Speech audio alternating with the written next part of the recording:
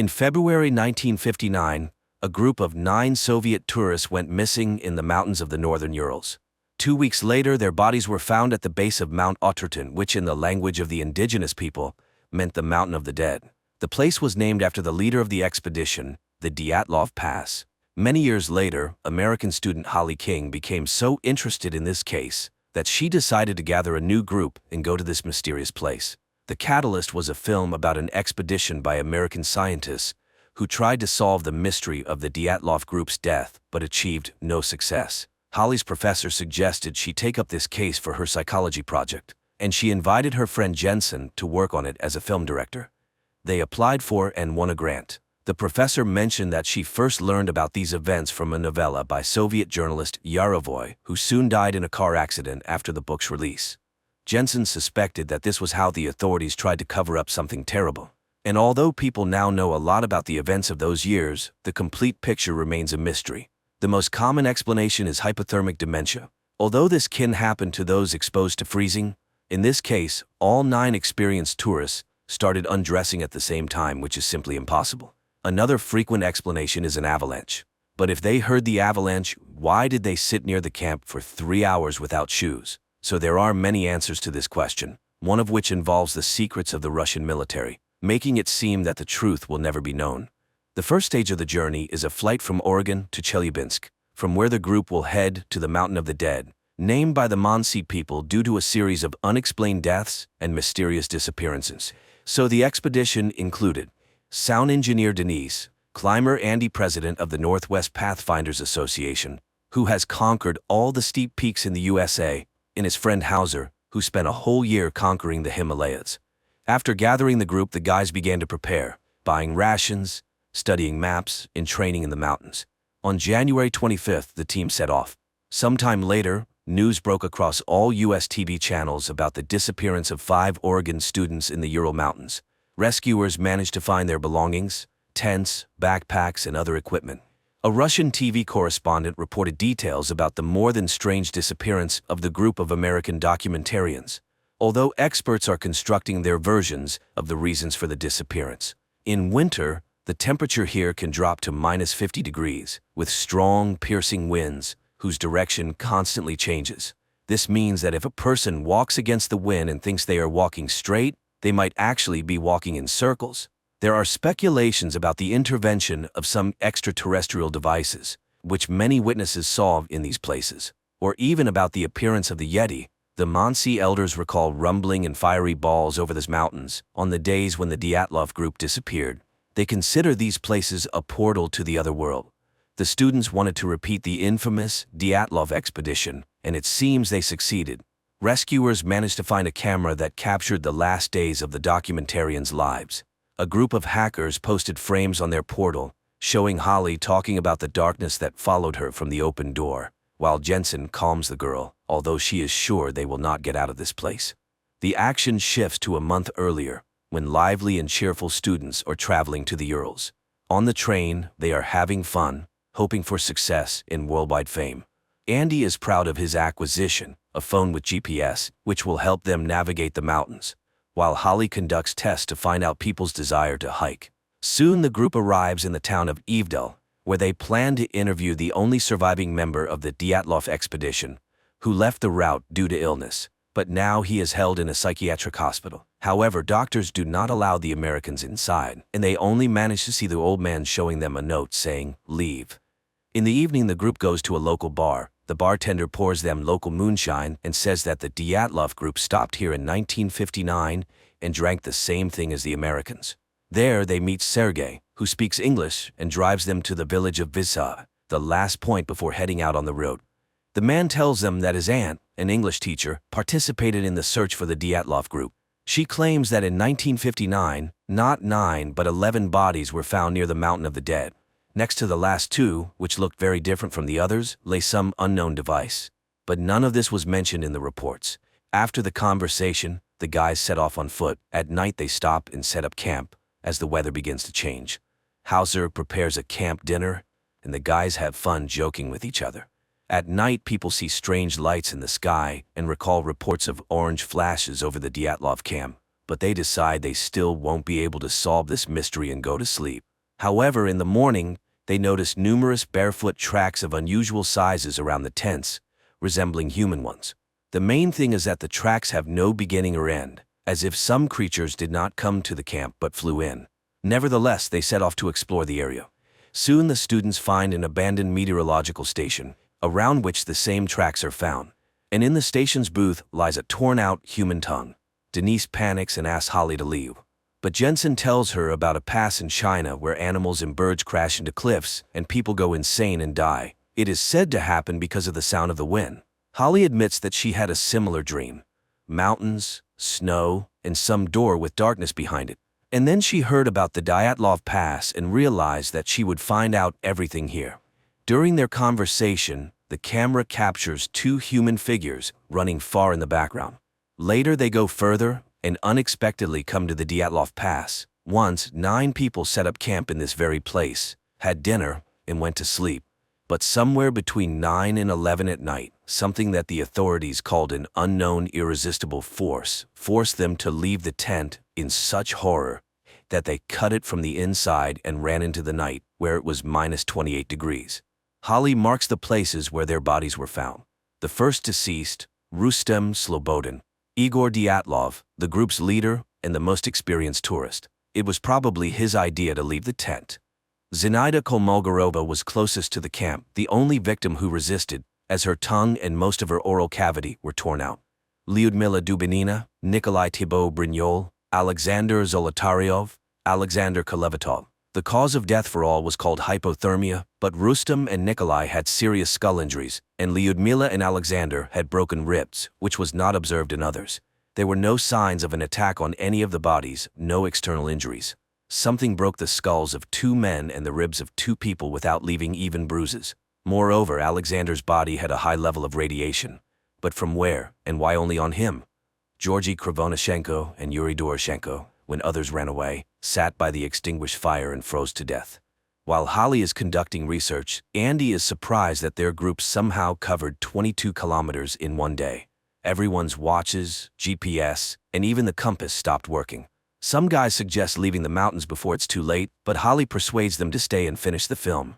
At night, Holly notices that the Geiger counter starts signaling, and together with Jensen, they go up the slope, where they find a high but not deadly level of radiation. Unexpectedly, the students discover the entrance to a bunker, closed with an iron door. Holly wants to open it, although Jensen is categorically against it, as Russian authorities did not build it here for nothing, closing something dangerous in the mountain. However, it turns out that the door is open and just a bit frozen. Holly asks Jensen not to tell the others about the discovery to avoid causing panic among the already scared team. They return to the camp and settle for the night. Around 6 a.m., a huge avalanche roars down the mountains, killing Denise, injuring Andy, and sweeping away the tents and almost all supplies. At first, everyone quarrels, trying to find the culprit of the tragedy, but gradually they realize it was an attempt on their expedition. They help Andy and try to contact the outside world somehow. Holly tells them about the bunker, which enrages Hauser since they are freezing here in the snow, while it might be warm there. The students launch a signal flare and wait for help. After some time, 2 people arrive, claiming they saw the flare, but Andy does not believe them, since they have no backpacks and could not have reached here so quickly. He stays to hold them back while the others are ordered to run. The strangers shoot Andy and wound Hauser. Holly, Jensen, and the wounded Hauser barely manage to get into the bunker. The strangers pursue them, but the students close the door. The Americans turn on the lighting, although it is dim and flickering. Running through the tunnels, they find a laboratory full of various devices and documents, among which are old journals with the names of people who died in the line of duty.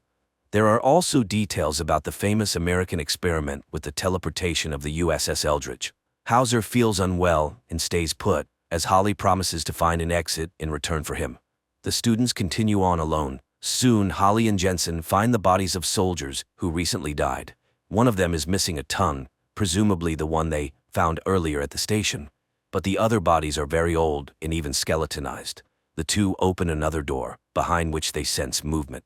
Suddenly, under the flashlight, they see exactly the same camera they have. Moreover, it has their recordings on it. Jensen recalls the teleportation of the Eldridge, which likely happened to them too. At that time, many soldiers mutated, turning into something incomprehensible. At that moment they hear Hauser's screams and rush to him, finding their friend being torn apart by two humanoid mutants. Noticing the newcomers, the mutants attack them. Resembling skeletons covered in skin, the mutants seem to possess the ability to teleport as they appear out of nowhere in any place. Jensen and Holly leave their friend's body, run out of the bunker, and close the door.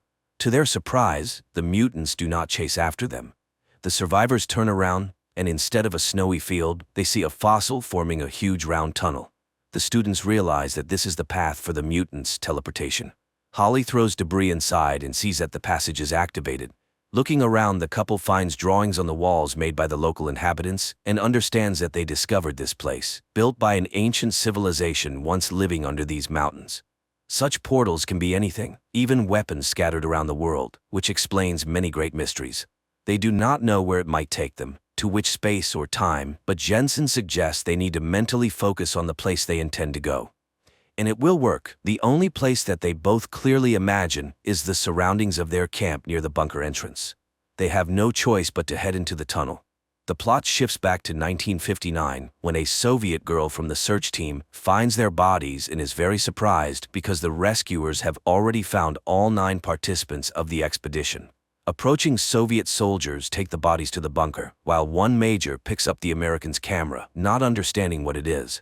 The soldier wants to place the Americans with the other bodies, but the major orders them to be placed in a separate room for examination by a doctor. Undressing the deceased, the soldiers are astonished by the unusual clothing for the 1950s. The naked bodies of Holly and Jensen, now looking like mutant bodies, are hung on hooks in a separate cell. The sergeant places the camera under a light. When everyone leaves, the creatures begin to revive. The man lifts his head and looks at the woman. She directs her gaze at the camera, and an angel wing tattoo is visible on the right side of her neck, the same one Holly had. Despite some inconsistencies, the storyline adheres to most known facts, although the American-Russian creative team skillfully handled the mystified legacy of the USSR. However, the found footage effect combined with acting, special effects, and magnificent locations is good enough to ensure the thriller's watchability.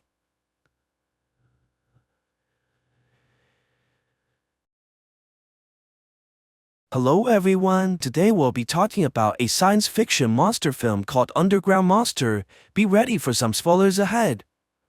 Somewhere deep inside the underground tunnel of a city, the workers are building a subway station, but accidentally finds a strange hole that's releasing a terrible smell. They decide to venture inside to investigate further, and are shocked to see the enormous amounts of garbage piling everywhere like mountains. What they don't realize is that they're surrounded by huge insects, while a giant tentacle follows them in the shadows. The people continue moving forwards and eventually find something very strange, which appears to be a massive egg. Before they can figure out what to do next, the CEO of the company has decided to visit the area personally. After learning about what happened, the workers show him the strange egg that they found, and the man tells the people to take the object immediately, thinking that it may be worth a fortune. However, a worker whose name is Don has wandered off by himself and eventually ends up getting lost as a result. Very soon, his flashlight begins to malfunction, causing him to try and fix the machine, not realizing that he's waking up something terrifying from behind. The giant creature gets up slowly as the man turns around from hearing the sound,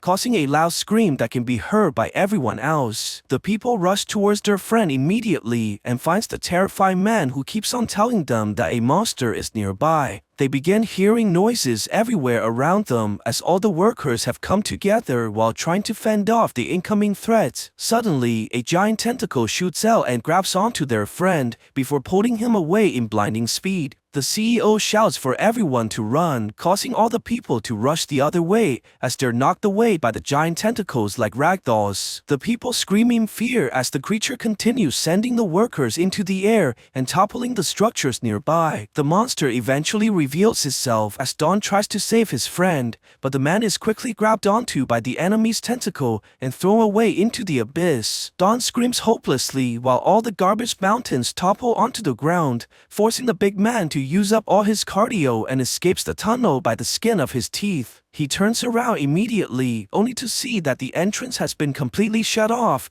causing him to cry for his friend's death. At the same time, a young boy whose name is Jake is playing alongside his father Jing, who's picking up all the nails on the floor that almost flattened his tires. Very soon, they begin seeing all the birds flying away from the area as a loud honking can be heard coming towards them. Jing carries the son away immediately as a truck is rushing towards them, driven by a worker from the construction site who's trying to get away from the monster. The vehicle runs over the nails while shaking violently and dropping off its cargo in the process before escaping down the hills. The father sees this and goes to open the crate, only to see the same egg that the CEO tried to take away from the monster. Jing decides to keep the item for himself, as he believes that it must be worth a lot of money, but the son is very concerned about this mysterious object. He goes closer towards the shell while trying to listen inside, and is shocked to hear that something big is moving, but the father can only think about how much money he'll make.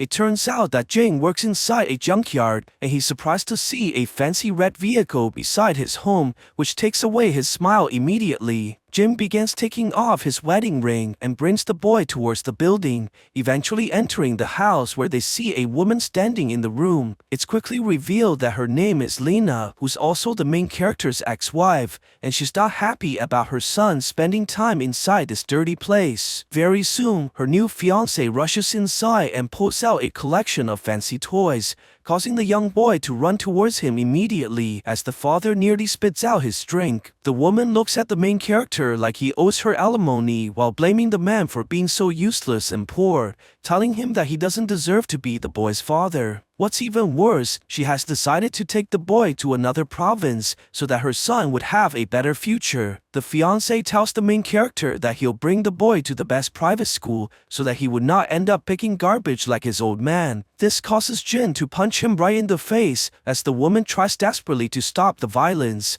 but the fight quickly becomes ridiculous while both men begin using their teeth. Lena is forced to sit down in disbelief, eventually causing the woman to take her son away as the fiancé chases after them like a weasel. Later that night, while Jing's father is looking after the man's wounds, their dog begins noticing that something is wrong as the animal continuously circles around the truck. What they don't realize is that the egg inside the vehicle is starting to hatch, causing all the animals to go crazy around the area. The grandpa decides to go investigate the yard, thinking that wild animals are looking through the trash, but is surprised to see that no one is inside the area. He goes towards the truck that's somehow shaking by itself as sticky liquids are dropping onto the ground. The man goes towards the windows carefully and is shocked to see a tentacle inside the vehicle. The old man runs towards Jing and tells him about the creature, while the main character slowly walks towards the truck, only to see that the entire vehicle has vanished. Suddenly, an object falls towards the ground, causing them to look up into the sky,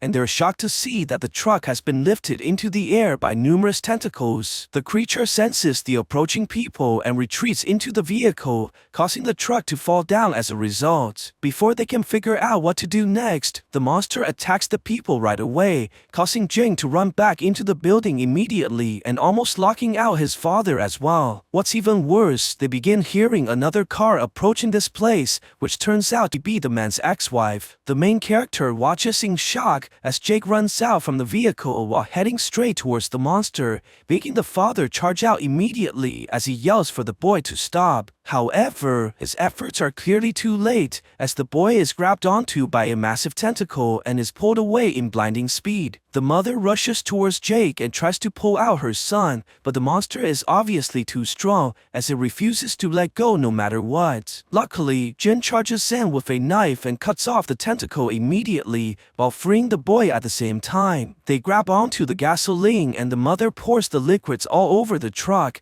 before she throws the lighter towards the creature and covering the monster in flames. The animal struggles desperately inside the fire as it slowly turns into a barbecue squid, while the father realizes that his ex-wife has just burned away his last bit of savings. After surviving the monster's attack, The father wonders how the creature got in there, and the son tells the man immediately that it was from the egg that he took. Their conversation is quickly interrupted by the fiancé, who charges in after receiving the woman's phone call and quickly sees that no one is harmed. He becomes angry at Lena for calling him over and disturbing his business meeting, thinking that everything was grossly exaggerated by the woman. Before they can finish arguing, the entire place begins to shake as all the lights are malfunctioning at the same time. The main character looks outside the window immediately and quickly sees an even bigger monster inside the yard, causing the men to stumble back in fear. Very soon, the entire building begins to crumble as the people see the tentacles crawling over the windows and surrounding the entire structure. Everyone looks up in fear as the creature starts breaking down the roof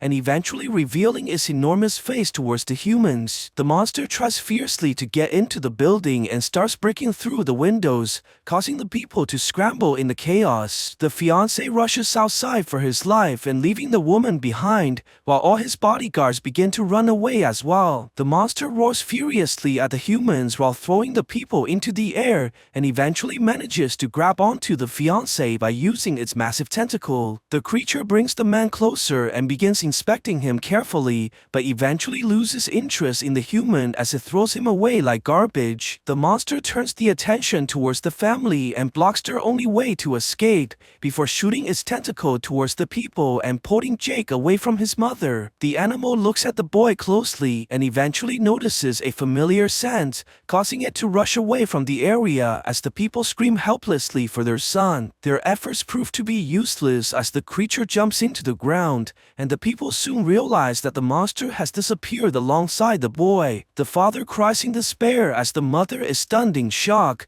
and the man continues digging the ground by using his hand, even knowing that there's no hope of getting back his son. Sometimes later, after Jin has finally accepted the truth, he tries to go and comfort his ex-wife, but only results in the woman blaming him for everything that's happened. Just when everything seems to be hopeless, a strange man rushes into the building alongside his student, who has tracked the monster all the way here. When they find the main character and his ex-wife, the young girl inquires about the monster immediately, as they have been looking for the creature this whole time. It turns out that the old man is actually a professor of marine biology, and he examines the monster's tentacle carefully in front of everyone. The man thinks that the people must have killed the creature's offspring, as the monster was probably searching for its baby by using its smell. It's very likely that the creature has mistaken their son for its own child, and has taken the boy into its nest, but this also means that Jake is probably still alive. At the same time, the young boy is slowly regaining his consciousness and soon finds himself surrounded by mountains of garbage. The boy slowly gets up and tries to look for a way out, but quickly sees the giant tentacle that's responsible for taking him here. The creature approaches the human slowly and causing Jake to stumble backwards in fear, while the monster towers over the small boy and forcing him into a corner. The animal eventually opens its mask and revealing a terrifying smile that's capable of giving anyone nightmares for days. The creature is confused by the boy's fear and decides to lick the child by using its massive tongue, which only makes the situation even worse. The monster eventually becomes frustrated by Jake's behavior and roars furiously towards the boy while expressing its unhappiness. Suddenly, a loud music begins to play and causing the creature to look around in confusion, but it soon realizes that the noise is coming from its own belly. The monster begins to scream in pain as it falls down right in front of the boy, while Jake is unsure about what to do. The creature eventually rushes behind the huge piles of garbage and tries to spit out the noisy machine while completely ignoring the human. Jake slowly goes towards the monster as it screams in agony while lying on the ground, and the boy tells the creature that he'll help,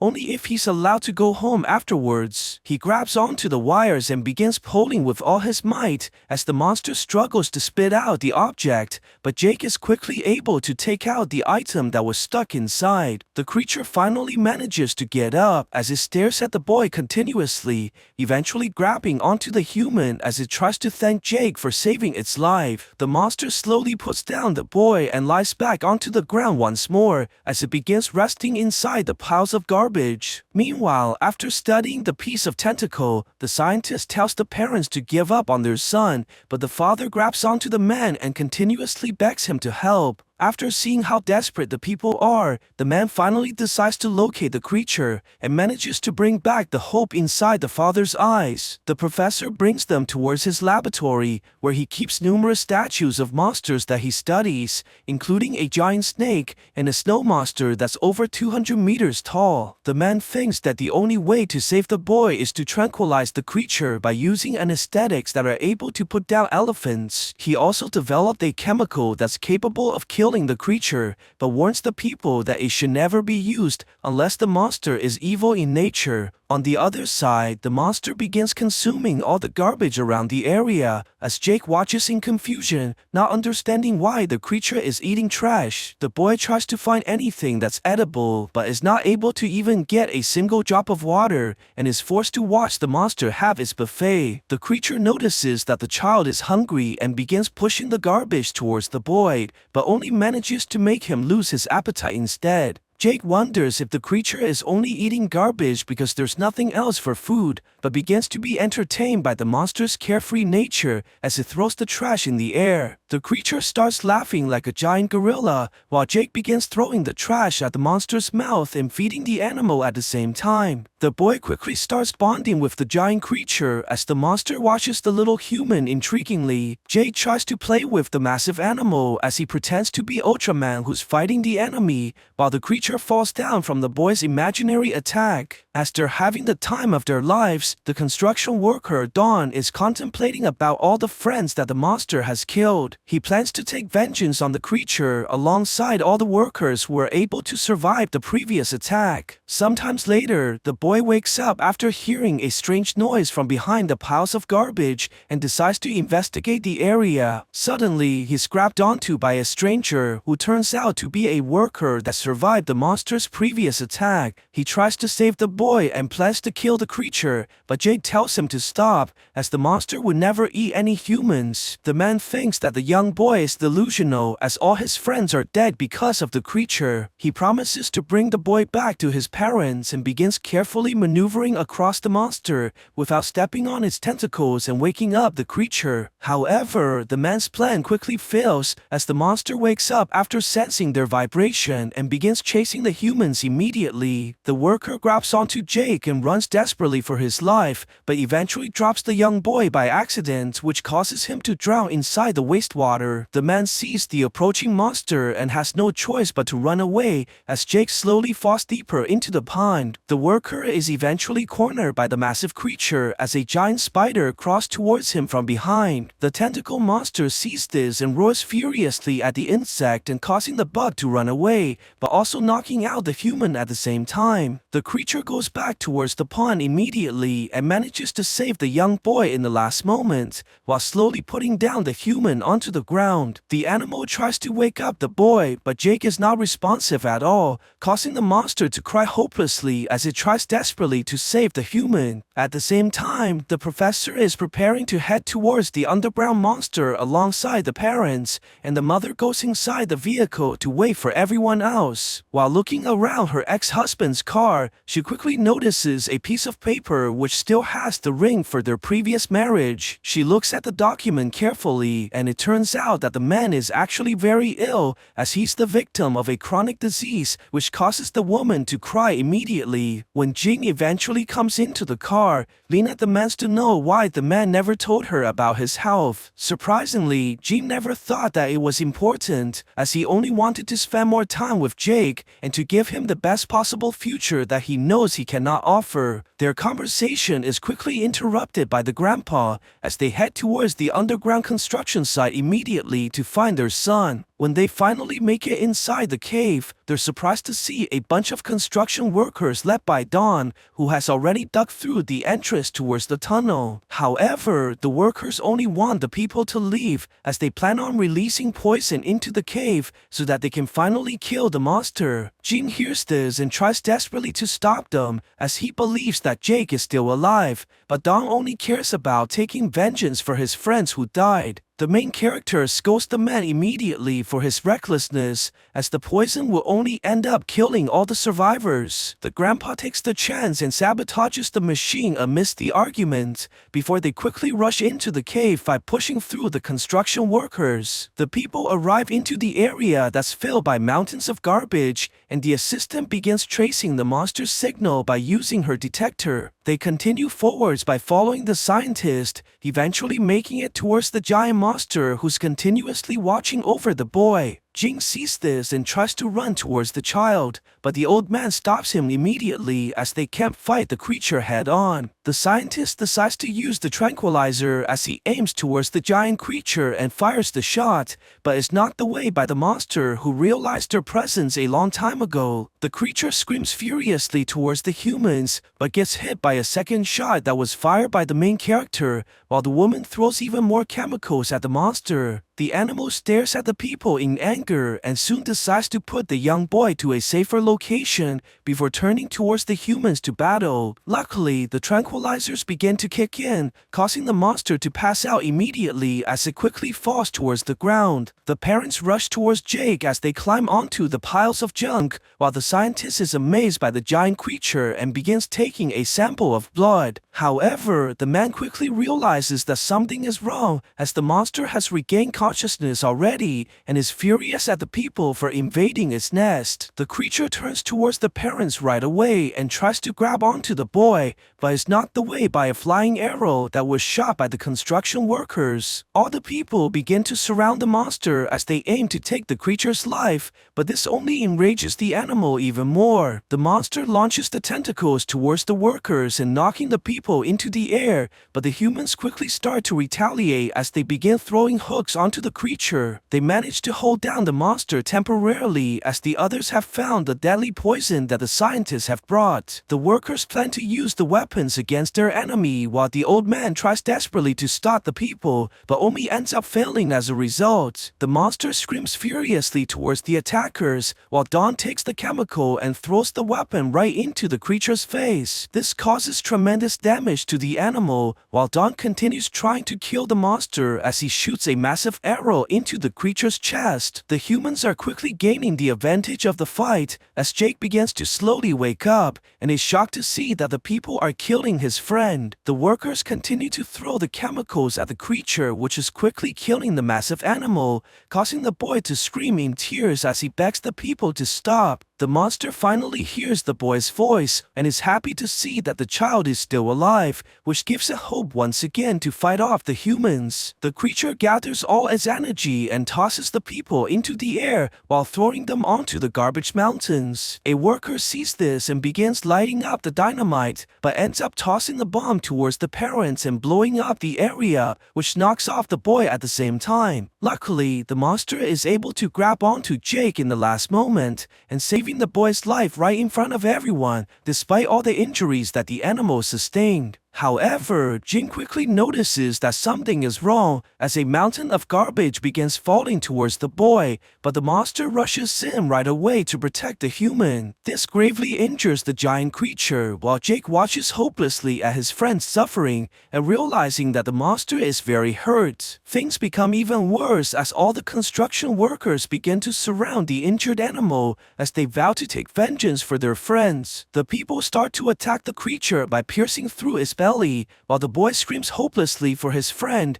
but the workers are blinded by rage as they all refuse to listen. The monster looks at Jake and tries to reach out towards the boy one last time, but Dawn stabs the creature right in the heart and kills the animal in front of everyone. The man pulls out the spear, revealing all the garbage that the monster ate, but there's no trace of human bodies anywhere. Very soon, the survivors appear in front of the workers and tells the man that the monster did not eat anyone, as the giant spiders were the ones responsible for killing the humans. The workers drop all their weapons to help their friends, while Don slowly turns around to look at the creature and realizes that he has become the true monster. Sometimes later, Jing is finally brought together with his son, while Lena begins to look at her husband in a different way. The woman decides to give the man a second chance, as she plans to marry him once more, and the two embraces in happiness while Jake watches from afar. The man is later interviewed by the news reporter about his encounter with the monster, but the man refuses to call the creature by that name, as it never killed anyone. He begins describing all the lives that human beings have destroyed by killing the environment, and questions the viewers who they think the real monster is. So what do you guys think about this movie? Let me know in the comments below, and if you like my videos, please flash like and subscribe for more. I'll see you guys next time. Every day, a young fisherman named Syracuse sets out to fish off the coast of Ireland. One day, he finds a young woman in his nets. He helps her, and when she regains consciousness, he is relieved to see that she seems unharmed. However, she behaves quite strangely and refuses to go to the hospital. She also can't remember her name, which Syracuse attributes to amnesia. He takes her to his late mother's house, offers her some sandwiches, and suggests she stay there for a while. He needs to go see his daughter. Annie lives with his ex-wife, Maura, and today he has to take the girl to dialysis. While the procedure is ongoing, he tells Annie a story about a fisherman who caught a woman from the sea. Annie explains that it was likely a selkie, a creature she learned about at school. Sometimes they come ashore until the sea calls them back. After the procedure, Syracuse takes Annie back to her mother, who is eager to show her the new electric wheelchair she received. Annie shows off the chair to her father, but her mother immediately criticizes him for not talking to the doctor about a new kidney for their daughter. The next morning, Syracuse finds a woman washing clothes in a stream, singing in an unknown language. She asks if she can come with him, and he lets her board his boat. On the way, she says her name is Ondine, which means from the water. Soon, Syracuse's boat stops for lobster fishing, but the baskets come up empty. Ondine begins to sing a song that Syracuse has never heard before, and suddenly every basket is filled with a catch. She helps him pull them out and is surprised when he throws the smaller ones and extras back into the sea. However, she flatly refuses to go with him to the market. He sells the lobsters to the astonished buyers and purchases a dress at a store. Then he heads to pick up Annie from school. On the way home, he continues the story about the fisherman and the woman from the sea. She sings to the fish and he catches them. Both are happy. Annie thinks it's a dream because everything seems like his dream coming true.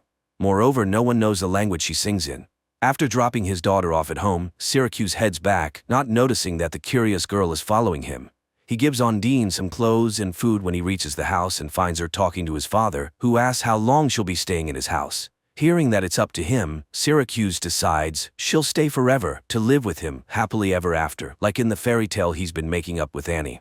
After seeing everything with her own eyes, Annie goes to the library and asks for books about selkies. Meanwhile, Syracuse goes to church to confess, admitting he's an alcoholic, even though he hasn't drunk for over 2 years. Lately, he's been haunted by a dream where he attends the funeral of his ex-wife's new husband, Alex, after which he reunites with Maura, who still struggles with alcohol problems. The priest advises him to see a psychologist, but Syracuse reminds him of the secrecy of confession and tells him that he pulled a woman out of the water with his net. Now he's hiding her from everyone else. The priest asks him to come to Mass as there's no other way he can help him. Meanwhile, Annie is studying legends about selkies. Ondine cleans the cottage and then examines the new things Syracuse brought her. She's particularly intrigued by the fishnet stockings, which she stretches over one hand, making them look webbed. The next day, Annie goes to her grandmother's cottage and sees Ondine swimming. The girl boldly approaches the shore and declares that she knew all along. The story about the fisherman and the selkie isn't a fairy tale. Annie tells her about her illness and asks her to heal her, but Ondine doesn't know magic and says so. The girl asks a lot of questions, and Ondine likes the lively and straightforward child. Annie asks her to always tell the truth, because what's the point of friendship otherwise? She's very curious about what it's like underwater. Is it better or worse than here? Ondine says it varies, but singing is easier there. Annie shares everything she's learned about selkies from the books. They can stay on land for up to 7 years until they find happiness with a human. Then she abruptly shifts the conversation to her grandmother because her father still misses her very much. Remembering her mother, Annie prepares to go home, and Ondine asks her to come back again. Syracuse also goes to the library to borrow books about Selkies, only to find out that Annie has already taken them.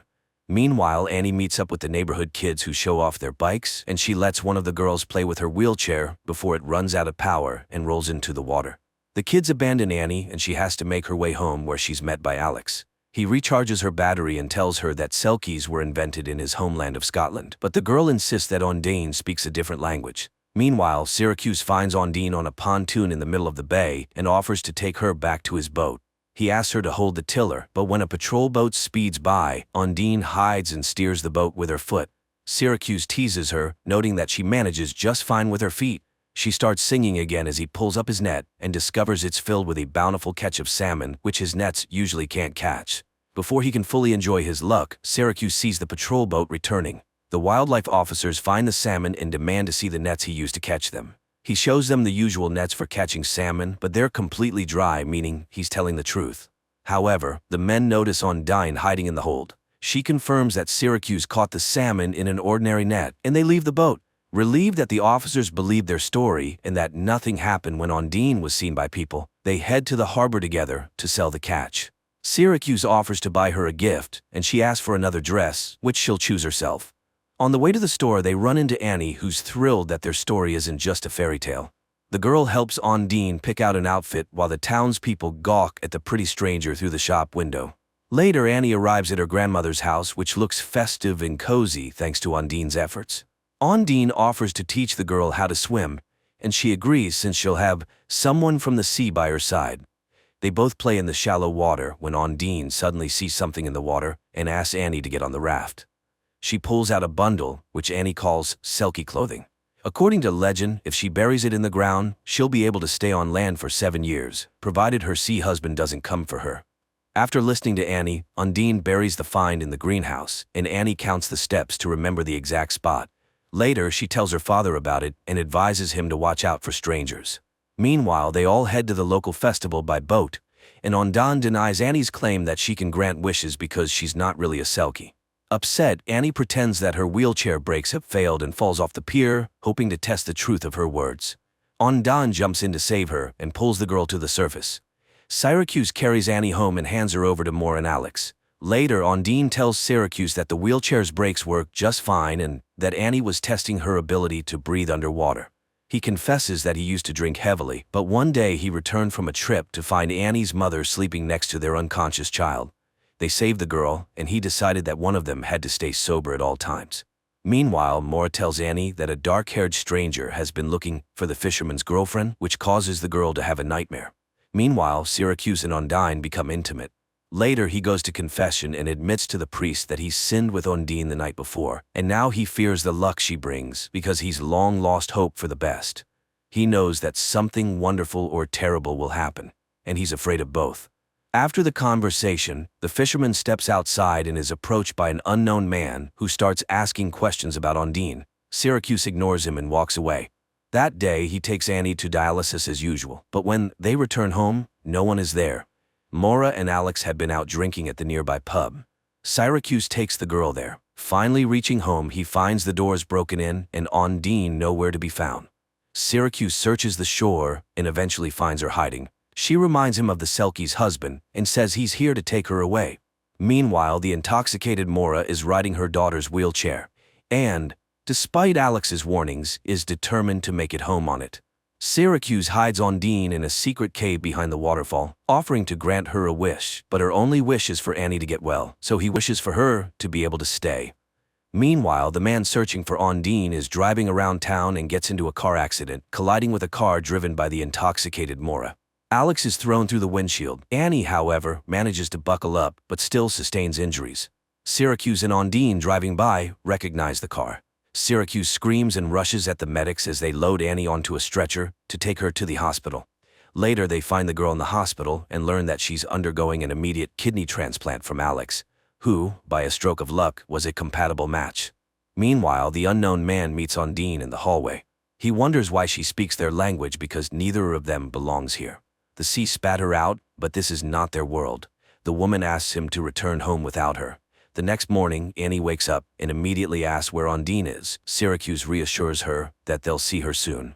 Sometime later, a cremation ceremony for Alex takes place. Maura scatters his ashes over the sea, regretting that this time she can't blame her ex-husband for everything. She asks him to take Annie but demands that he get rid of Ondine, and she forces her husband to drink to Alex's soul.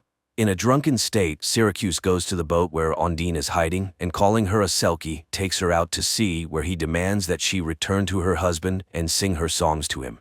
He takes her to the foot of the lighthouse and continues to insist that she needs to leave. He leaves her there and prepares to sail away, believing that life isn't a fairy tale. People and Selkies can't be together. Ondine asks for a chance to say goodbye to Annie, but he sails away. As dusk falls, the log she's sitting on gives her silhouette the appearance of a woman with a tail. Waiting for nightfall, she jumps into the sea. In the morning, the priest wakes up a depressed Syracuse, who realizes he's made a big mistake. He brings Annie from the hospital to his home. The girl comforts him, saying that Ondine will come back because she left something here. Later, Annie watches TV, where the Icelandic band Sigur Rós is performing, and suddenly Syracuse recognizes the words. He realizes that Ondine was an ordinary woman and rushes to the lighthouse. At first, he can't find her anywhere and runs along the shore, shouting, but soon he sees a fire where Ondine is warming herself. At first, she says she's a sea creature who found her magical clothes and buried them so she could stay forever with the family she loves. But Syracuse demands the truth, and then Ondine admits that she was a courier delivering illegal substances from Romania. She was in a boat with a backpack full of substances when the police closed in. Her guard threw her into the water because he couldn't swim. She swam until she couldn't anymore, and then she drowned. But she got caught in Syracuse's net. The girl tells him her real name, Ioana. The fisherman takes her home where criminals are already waiting, having taken Annie hostage. Syracuse tries to fight them off, but he can't handle two armed men. The girl told him the story about the Selkie's clothing buried in the greenhouse, and the men demand to be shown the spot. Everyone heads to the greenhouse to dig up the goods, but they find nothing because Annie has hidden the Selkie's clothing elsewhere. Ondine promises to stay with Annie, and she admits that she hid the package in the lobster crate. Everyone heads to the boat, but when the criminals lift the basket, Annie reminds Ondine that she's a Selkie, and they are not. Ondine throws one of the villains overboard. He drowns while Syracuse throws the other Romanian into the water, disarming him. The arriving police arrest the criminal along with Ondine, who faces deportation unless she gains citizenship, or she could get married. Later, Annie goes to confession and says that her father's getting married soon. Even though she wasn't a real Selkie, but you can't marry a seal, can you? In the final scenes, a girl in a white dress and a fisherman in a suit sail off on their boat for a honeymoon, bringing to life the fairy tale about the happiness of a human in a Selkie. That's where the movie ends.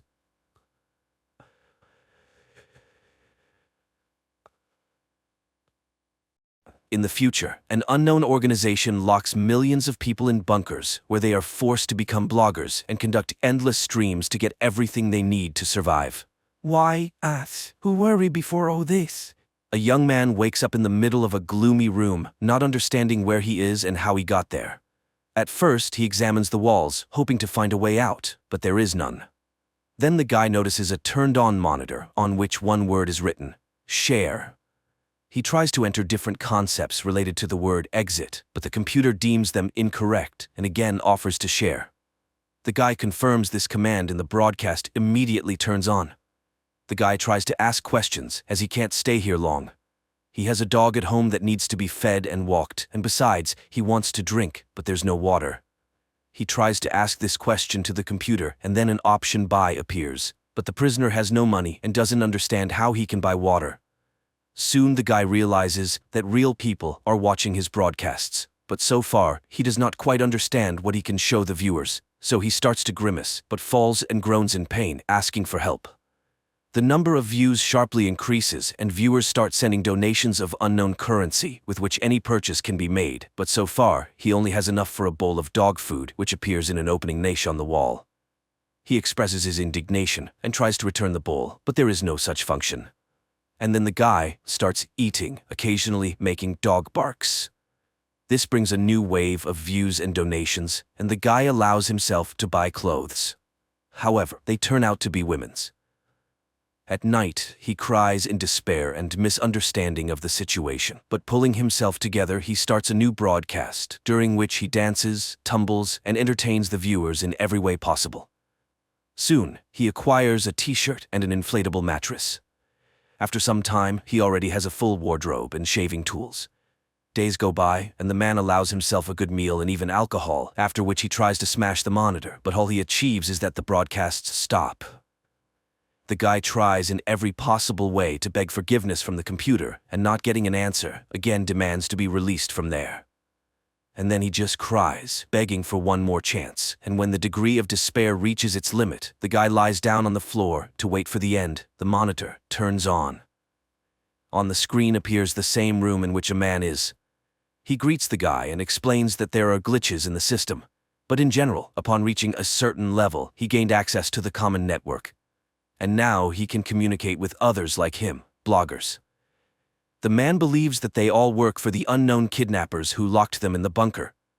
The man talks to the guy all evening about the structure of his new world. He is very verbose and often jumps to other topics, so the guy even gets tired of him. But one day he hears the man cough. He tries to contact him, and dialing his channel number, he comes across a cook teaching the audience to cook. The guy starts dialing different numbers, and it turns out that behind each number is someone's channel. The trapped people teach viewers how to feed cats, apply makeup, and take care of themselves. One of these girls, an athlete, captivates the guy's attention for a long time. Eventually, he connects with a man who is broadcasting about near-death experiences that day. Meanwhile, the young man continues his acrobatic etudes, for which he receives small donations. After one such unsuccessful somersault, he lies on his mattress, and the adult man asks him to buy food, as his time is worth money. After the young man fulfills his request, the man draws attention to their numbers. The young man is under number 14, while the man is 6395873. Does the young man really think he appeared here before him? Everyone in the network is trying to figure out who locked them up here. There are theories about aliens and space, and one boy convinced everyone that they are asleep and undergoing a test. But the man believes that bloggers have locked themselves in their own world. He himself was once married to a star who the young man also liked. They reminisce about her songs and sing them as a duet. At night, the young man again connects to the channel of the girl who does yoga, and after admiring her, sends her a donation. In the morning, the young man buys furniture for himself and again talks to the man, who continues to enlighten him. You can't stay at one level here, because then the viewers will stop loving you and won't pay. So, you need to grow and spread your content. The young man begins to try himself in new genres. He tests stand-up comedy, physical exercises, cooking, singing, and magic tricks. And all this brings a new audience and more donations. At night, he now does gymnastics with the girl he likes, and then he buys medicine for the man. But trying to make the purchase, he makes some mistake and ends up in the room of a woman who is showering at that moment. She is outraged by such a bold intrusion and considers him a kidnapper. The young man struggles to explain that he is also a prisoner. She suggests setting rules, and the man joins their conversation. The woman asks him about the time he has spent in the bunker and hopes that someone tried to escape. The young man remembers how he hit the monitor, and this clearly did not please their owners. The woman thinks that they need to analyze these cases and find a vulnerability in the system. The young man says something about escape and is immediately deducted donations, indicating the existence of security. The woman does not understand the purpose of what is happening. If they wanted to punish them, they would just lock them somewhere and leave them to die without food and water. But they are fed and even provided with comfort. Apparently, the key question is, why them? Who were they before all this? But the young man admits that he wasn't someone important. But here, he got the opportunity to live much better. Soon he invents a small show with socks and entertains the viewers with mini performances, which pleases the man and increases donations. One day he gifts the woman a shower curtain, which angers her because she is used to being independent.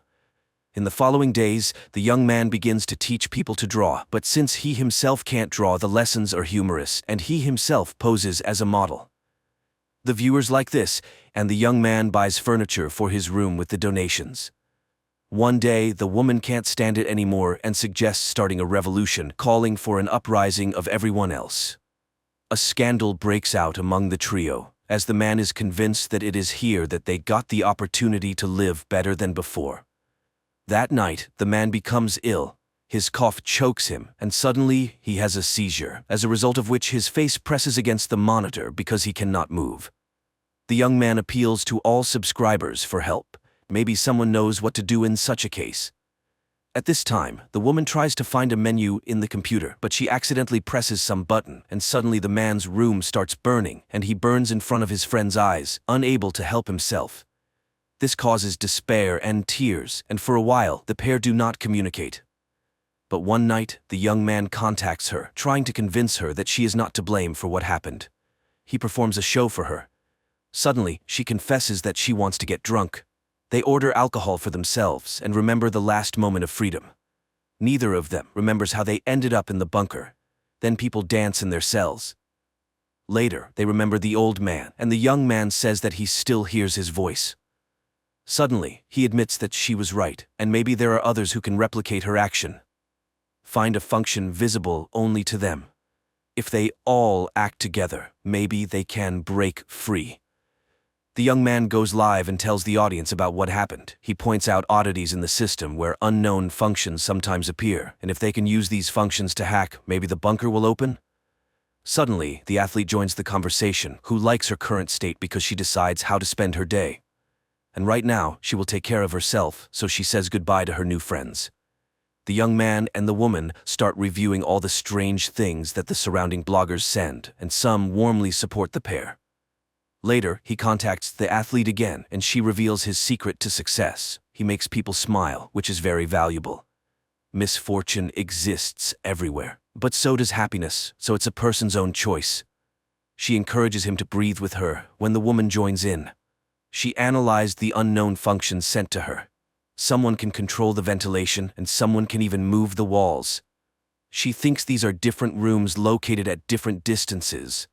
Therefore, a map of connections needs to be built to break them. Although some do not want to destroy this world, the young man asks not to rush things.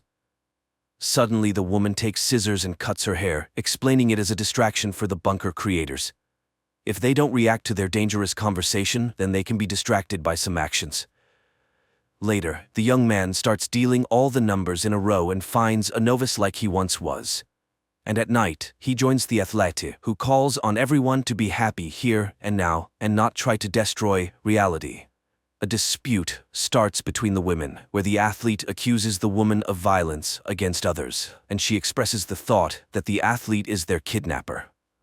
The young man fears that if nothing works out, he will be left without an audience, and what will he do then? But later, he still goes live and asks to show how many people are with him now. The number of votes rises to several million, causing his delight. The athlete is outraged. The young man surpassed her in channel reputation and demands to stop all this. A real conflict starts between the women. The athlete demands that others stop influencing the system while the woman asks to increase their efforts. And suddenly, the woman's room ignites and a downpour falls on her rival's room. The young man watches as both of his friends perish and can do nothing. He cries when a door opens behind him to a bright sunny day. Not believing his eyes, he approaches the threshold, but then his monitor comes to life, and the young man begins to doubt. He returns to the screen and shouts into it that they managed to do it. There is nothing that cannot be done together. But while he rejoices, the door closes. Thinking, he starts playing his role again, while the number of votes and donations on his monitor rapidly increases. Through the characters, one can observe the stages of a person's immersion in online existence when a gadget becomes a mediator between the personality and others. It can be said that this is a story of life, with many good intentions and talents, but trivially spent on the pursuit of likes.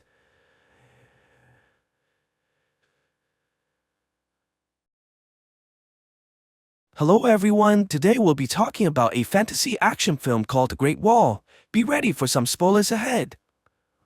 A long time ago in the outer edges of China, a group is being chased by the warriors of Mongolia. In order to escape from the enemies, the leader William tells his men to cut loose the horses in order to lure the scavengers away, giving them the opportunity to run. At night, while trying to recover from the earlier fight, the man reveals that they're mercenaries here to find the mysterious black powder. Their journey has been perilous from the very beginning, losing more than 20 of their men in the process and leaving little resources left. Just when they're contemplating about retreat, a creature from the shadow attacks the group and kills all the remaining warriors, leaving only William and his friend Tovar behind.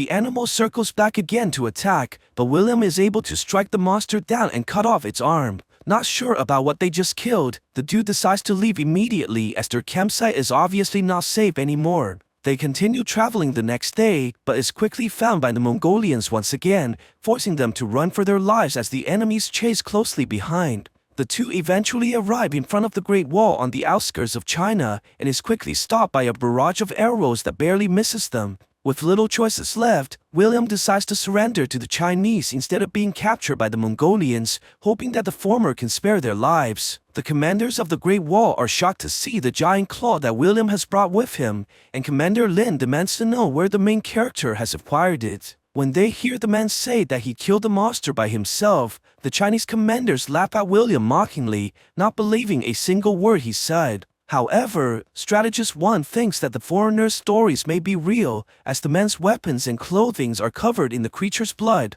Before they can decide on the two men's fates, a scout rushes in and reports that they have spotted enemies from the observation towers, rushing towards the wall in great numbers. General Xiao immediately orders the armies to get ready for battle, and the two men are quickly taken onto the wall, where a large army of soldiers in colorful armor stand by for the siege. William is amazed to see the glory of the army, as the soldiers all work together perfectly despite their different roles, which are indicated by their armor's colors. What stands out from the rest of the army are the soldiers in blue, which are led by Commander Lin and composed of only women. They all march towards the edge of the wall and prepares to battle by using the giant spears. The soldiers all wait patiently for the enemies to come, and their attentions are quickly drawn towards the far distance as a horde of gray monsters charge towards the wall. General Xiao quickly orders for the artilleries to attack, and numerous fireballs are thrown into the air by massive machines, heading directly towards the enemies and creating a sea of flames upon impact.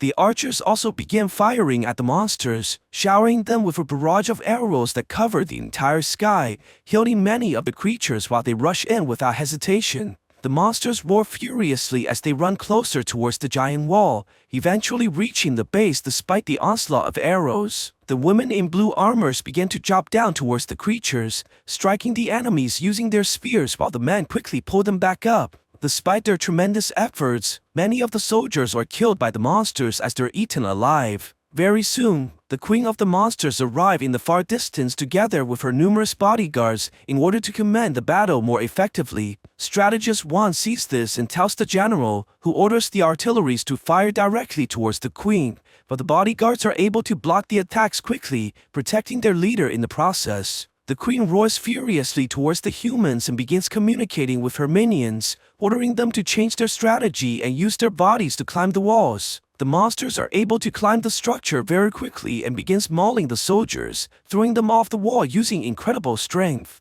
William desperately tries to break free with Tovar after seeing the dangers, and surprisingly, they're released by another foreigner named Ballard who cuts their ropes immediately.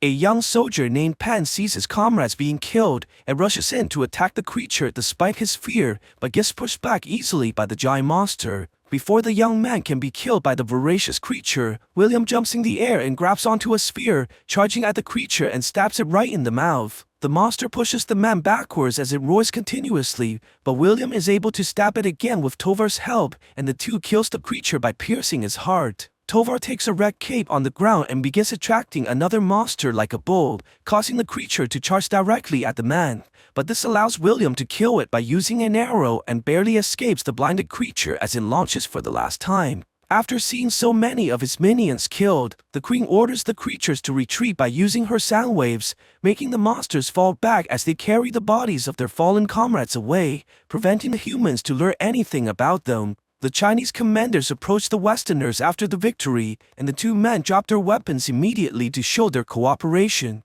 General Xiao praises their bravery for aiding with the battle and decides to offer them a living quarter instead of locking them up. The young soldier Pan goes to William right after the siege and thanks the man for saving his life instead of leaving him for dead. The two also meet Ballard, the man who freed them earlier, and it turns out that he was also here looking for the black powder 25 years ago, but is kept hostage as a teacher of English ever since. The old man shows the two the mysterious black powder that they were looking for, and assures William that there's more than enough for all three of them. Ballard proposes that they leave as soon as the siege begins, so that they can be riding away while the battle rages. Before their conversation can finish, Strategist 1 calls them for an urgent meeting as he found a magnet inside their belongings. Juan believes that the stone was the reason why William was able to kill the monster so easily during their first encounter, as the magnet may have interfered with the creature's mind. It turns out that the monsters are called Tao Tes, and they landed on Earth 20 centuries ago from outer space. Ever since that day, the creatures rise every 60 years to attack from the north of China, trying to devour everything so they can feed their queen in order to multiply. The capital of China has 2 million people and is only about 300 miles away from the wall.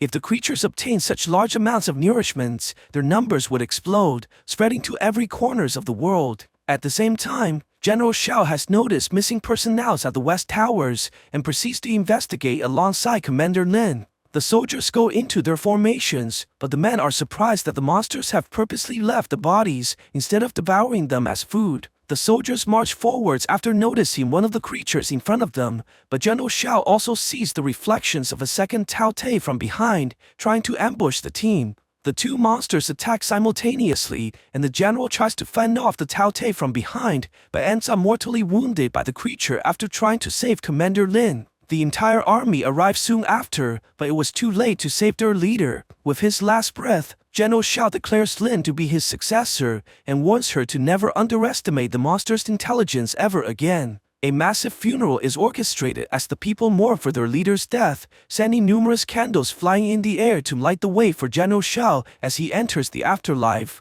Very soon, Envoy Shen from the Emperor of China has come to the walls, bringing records of the encounters of the monsters from 60 years ago. Apparently, the previous general recorded that the creatures became paralyzed after chasing the soldiers onto a mountain, where a magnet is also present similar to William's. In order to verify how the magnet actually affects the creatures, William suggests that they capture a Tao Te by using a hook, similar to how a whale is captured.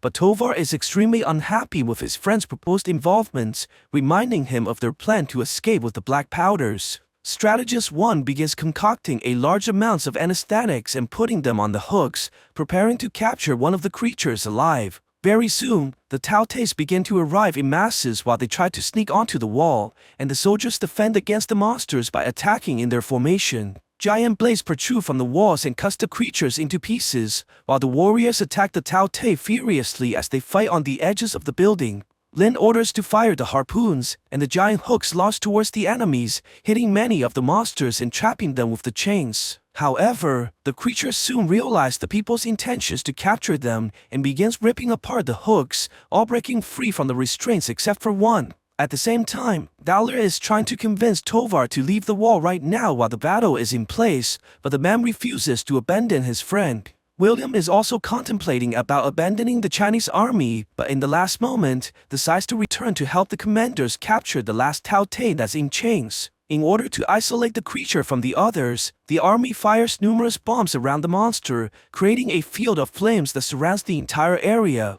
Realizing that the chains won't last much longer, William drops down into the fields by sliding across the meadows and finding the monster unconscious on the ground. He ties the creature up so that it can be retrieved, but is quickly attacked by hostile enemies as he tries to fight for his life. Luckily, the man is saved from the ambush as Tovar appears to the rescue, saving William in the process and blaming the man for not following their plans to escape. Their arguments are interrupted when more Tao Tes begin to attack from the fogs, but the two are able to kill the creatures together by using their teamwork and shooting the monsters in the eyes. As the fight continues, the monsters begin to bypass the wall of flames and surrounds the men in large numbers, charging directly at them. But the Chinese army is able to fire numerous bombs at the location, killing the Tao Tes with explosions and saving the men's lives. They quickly put the giant beast inside a cage and begins experimenting the magnet's effects on the creature. Surprisingly, as one approaches the monster alongside the rock, the creature eventually stops moving altogether,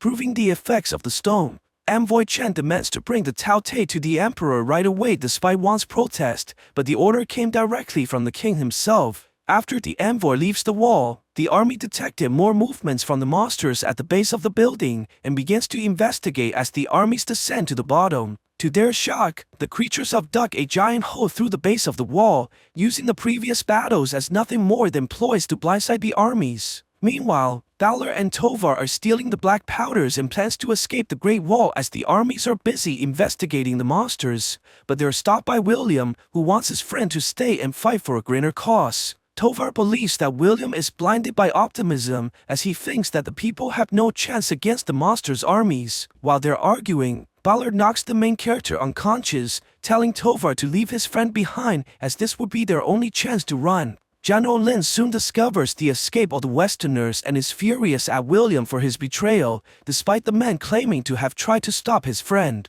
Her anger is only tempered when she hears the young warrior Pan, who vouches for William as he claims to have witnessed the man trying to stop the escapees. She orders to have the traitors captured right away and locks William in the cell so that he can no longer interfere with the army's plans. In order to catch up with the hordes of Tao Tais, Lin decides to use the hot balloons as a method for travel, but the inventions are not tested and poses great danger for its users. Numerous people died as they tried to ascend into the skies by using the black powders as fuel for the vehicles, leaving only a handful of soldiers heading towards the capital. Pam releases William soon after, and the man rushes to the outside where he meets Juan, demanding to know what's going on. The strategist tells him that they have failed to prevent the Tao Tais from breaching the walls, and the general has ordered for his release as she heads towards the capital herself. Juan tells William that the only chance they have now is to kill the queen, as her death will also disable all her minions. Instead of leaving like Juan suggested, William decides to go after Lin so that they can save humanity from being destroyed.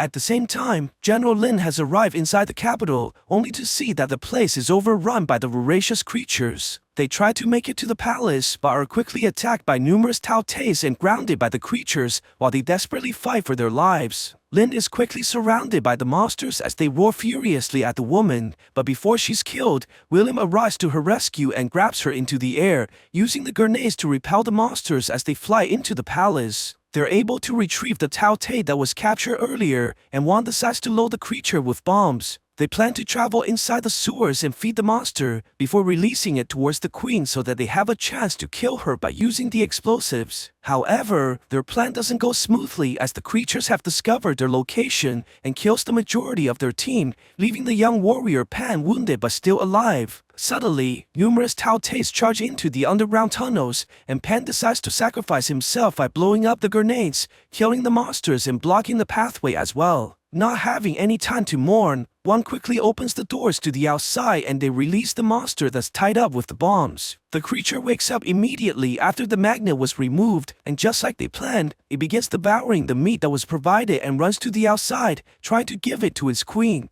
The three arrives inside the tower, and Juan stays behind to guard the door using the magnet, as William runs to higher grounds with Lin, trying to get a clear shot at the bombs. The man launches the arrow at the queen, but the bodyguards are able to block off the attack as it bounces off and explodes in the air, alerting the monsters in the process. William quickly goes up the tower to try again, but the queen orders all her minions to attack the buildings, causing all the Tao Tais to rush inside, as one throws the magnet towards his teammates before being devoured alive. The man tries to shoot a second time, but it was still blocked by the creatures and the arrow explodes in the air, allowing the queen to finally see her attackers and orders all her minions towards them. With only a single bomb left, the two leaps out from the windows as they swing from the ropes, evading the Tao Tais that jumps towards them from behind. William tosses the magnet at the bodyguards and Lin throws the spear closely behind, allowing the stone to delay the movements of the creatures as the bomb lands inside the barrier. The queen tries desperately to put out the flames, but a large explosion destroys everything inside, sending all the creatures flying in the air. As the queen dies, all the Tao Tais are immobilized and crashes towards the ground,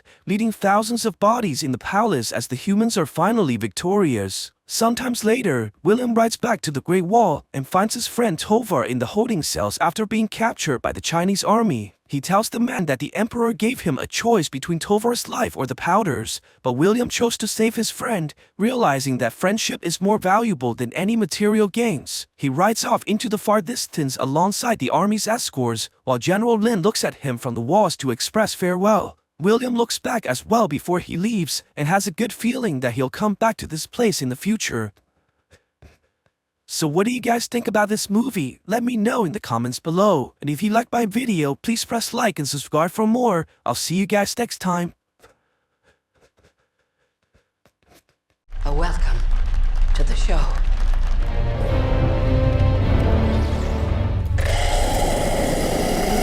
A man is running through a dark forest in Ireland. He seems frightened despite constantly encountering signs with the words point of no return and various numbers, indicating either directions or distances to something. However, he fails to escape. Darkness quickly envelops the surroundings, a flock of birds flies overhead, and he falls into a pit. In the next moment, an invisible force grabs him and drags him away. Elsewhere in the country lives an artist named Minna, who works in a pet store. One day, her boss asks her to deliver a rare parrot to a zoo in a neighboring city, and Minna agrees. She takes the bird home for the night. There, she tells the parrot that her mother died 15 years ago. Suddenly, the bird starts to respond.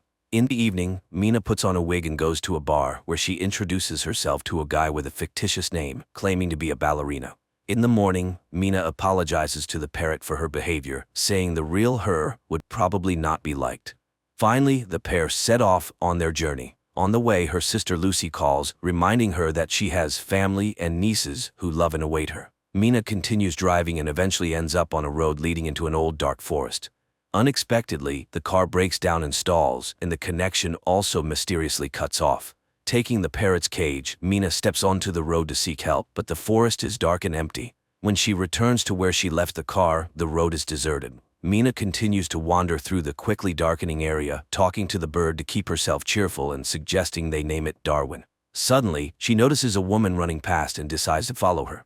Minna catches up with her near a small forest cabin, and the woman, opening the door, orders her to come inside quickly if she wants to live. Naturally, Minna rushes into the cabin. The elderly woman is named Madeline. She has been living here for some time with two other young people, Ciara and Daniel. She immediately orders Minna to stand in front of a mirror because the watchers cannot enter inside but observe from outside, coming every night after sunset. Standing by the mirror, Minna suddenly hears sounds like applause. Madeline confirms her suspicions. The watchers are applauding the appearance of a new object. In the morning, Minna announces that she intends to leave. Although the others assure her it's impossible, she heads into the forest. Madeline catches up with her, explaining that the forest causes hallucinations, but it is possible to survive here. The signs scattered throughout the forest mark the boundary from which a person can reach the cabin before dark. But if you go beyond the boundary, there will be no way back. They were made by a man named the Professor. But where he is now, no one knows. That night, Daniel puts on a show for the watchers, presenting them with the newcomer, but they ask her to behave as usual. Meanwhile, Ciara turns on the music and dances, as she does every evening. Minna, on the other hand, finds discs with recordings of Love Search TV shows. In the morning, she and Ciara go to gather medicinal herbs because her missing husband asked the girl to take care of Daniel. Then the man went to search for a way out and disappeared. Ciara explains that recently they found strange burrows scattered throughout the forest. That's where the watchers go during daylight hours. She believes she has been in the cabin for almost 5 months. Later, Madeline announces the safety rules. Never leave at night, never open the doors for anyone, always try to stay in the light. Strange life begins with entirely identical days. Minna watches endless shows and often stands staring into the mirror. One day she knocks on it, and immediately there is a knock on the door. Madeline orders everyone to freeze and everything stops. The next day she and Daniel go hunting. The boy tells her that Madeline used to work at the university, so she considers herself a know-it-all. But she has been living here the longest. Daniel himself has been in the cabin for 8 months, but has never seen anyone.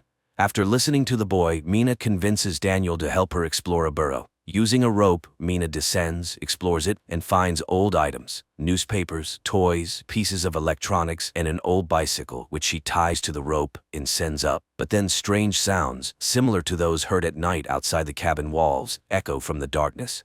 Minna screams and the rope falls at her feet. Climbing out into the light, Minna leaves the dangerous place, and they calmly examine the items. With the bicycle, it might be possible to escape from here, but Madeline has a rather strange reaction to this. Meanwhile, Daniel manages to assemble a surveillance system from the found pieces of electronics and installs a camera by the door. At night, everything goes as usual. Ciara dances when there is a knock on the door, and Daniel suggests that a person has come. Madeline forbids opening it, but they hear the voice of Ciara's husband. Ciara tries to prove that it is John by asking him what book she is reading, but he does not answer. Although they bought this book together on his advice, the man begs to be saved from death. Ciara asks to look into the camera, but when he leans towards it, something drags him into the forest. Immediately there is a knock on the mirror stronger than ever before. Madeline stands in front of the people, as if shielding them, and the knocking stops. In the morning, Madeline throws the bicycle into the burrow, demanding that they no longer break the rules. Later, Mina recalls her sister and mother, who invited the girls for a car ride. The weather was beautiful and Mina opened the window. Her mother asked her to close it because the wind was bothering her, but Mina didn't listen, mimicking her mother, who got distracted from the road. The tragedy happened, for which Mina still feels guilty. Winter soon arrived. The days grew shorter, the nights colder, and food became increasingly scarce. Quarrels began to flare up among the cabin's inhabitants. One day, Sierra left for the forest. Mina caught up with her, and she confessed that she felt John was real. She runs to the house from where Daniel's screams are heard, angry with Madeline and Mina, refusing to let them inside. The women hide under a tree and soon see lanky, spider-like monsters emerging from the forest, approaching the cabin window, and making terrible shrill noises. The watchers stare at Daniel and Sierra while Mina and Madeline wait for them to leave so they can return to the cabin. When they do, the women rush to the door and beg to be let in. Daniel refuses, and then Mina tells him about her guilt towards her mother. She asks him to understand that he will suffer all his life, realizing that he is responsible for the death of people. The doors open. The four of them immediately stand in front of the mirror, hoping to convince the watchers that they are in place. Madeline admits that she tried to protect them from certain things. She used to teach history and mythology, and unlike them, came here voluntarily. Only here did she realize how dangerous this place was. Once she hunted alone and saw herself at sunset. Not an exact copy, but very similar. The Watchers are an ancient species with many names: changelings, winged ones, fairies. They study people to impersonate them, and they will never let them leave. Knocks and the voices of the cabin's inhabitants are heard outside. Then Daniel finds a hatch in the floor, which they didn't even know existed. Descending, they discover a well-fortified and equipped living space filled with food and equipment. Mina turns on an old computer, and a video recording shows the face of the professor, whose real name was Rory Kilmartin. He was the first to study the Watchers and tried to learn about their origins. In 1979, the scientist found this place, which he called Wonderlamp. Every evening, the Watchers came to his window and studied him. For many years before this, the professor's colleagues laughed at him, not believing his tales. Then he built this bunker, using the labor of men from nearby remote villages. He chose the lonely or those with bad habits so that their disappearance would not attract much attention, as every evening he convinced them to have dinner outdoors. Hiding inside, he watched the Watchers deal with them. Thus this bunker was built on blood. One day, a Watcher appeared before him in the form of a girl with red hair. She was very different from the others, as if she were unique and looked curious and harmless. That's when he realized that if he unlocked the secrets of the fairies, he might even conquer death.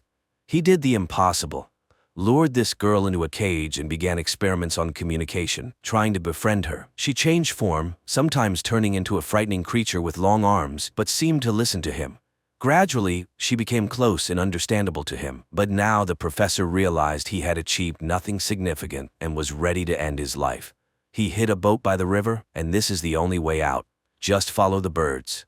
He asked the survivor to go to his university office and destroy all the documents found there, and now he will go to her and stay here forever. In the last recording, they see Kilmartin climbing up. Gunshots are heard, and then all is quiet. Realizing that this is their last night in the forest, Sierra turns on the music and invites Daniel to dance, but he seems upset about leaving. He says his family is dysfunctional and he has nowhere to return to. Then the girl offers to let him stay with her for a while until they find him a good occupation and place to live, as they have become good friends. In the morning, the group sets out to escape, guided by the signs and Mina's parrot, whom she asked to lead them. Soon they reach a massive stone disc in the ground, covering the entrance to a huge tunnel. Madeline explains that this is where the last representatives of the ancient fairy race were locked up, who were once very friendly with humans. After many centuries, they managed to surface, but now the friendship has turned into hatred. They stay here because they are held by magic, so they need to run far away. They walk all day. Dusk falls, but there is no river or boat in sight. It starts raining, and they fall into despair when they see huge flocks of birds flying in one direction. They run after them and reach the river. The women rush to the boat when Daniel hears screams behind him and sees John. He returns for him, rejoicing that the man survived, but it turns out to be a changeling.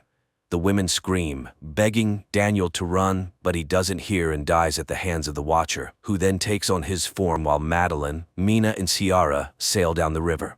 The women wake up in the boat and see that they have returned to civilization.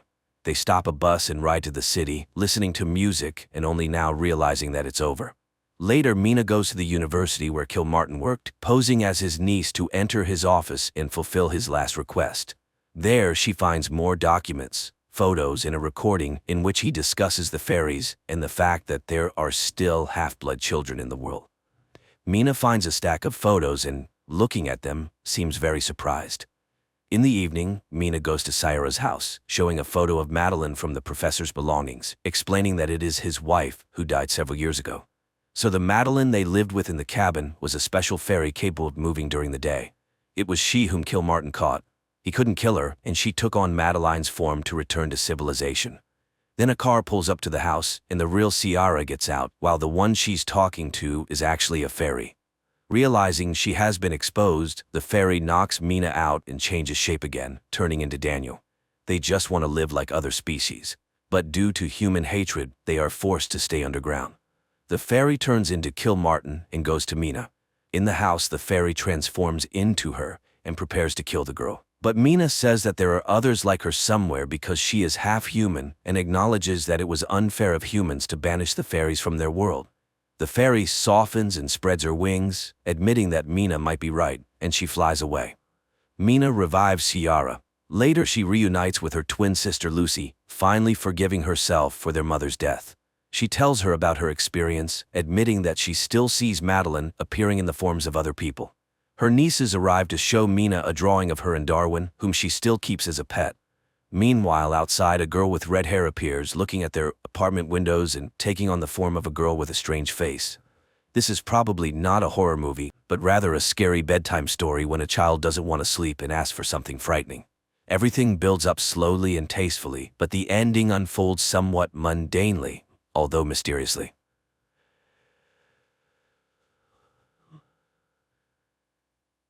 Evening supermarket. Near one of the shelves, a young man is talking on the phone with his wife. The woman is irritated, and the guy is trying to justify himself. He didn't intentionally almost buy the wrong product, and his purchase of a PlayStation has nothing to do with it, and they wouldn't have been able to relax in Alupka even with that money. He went there for work.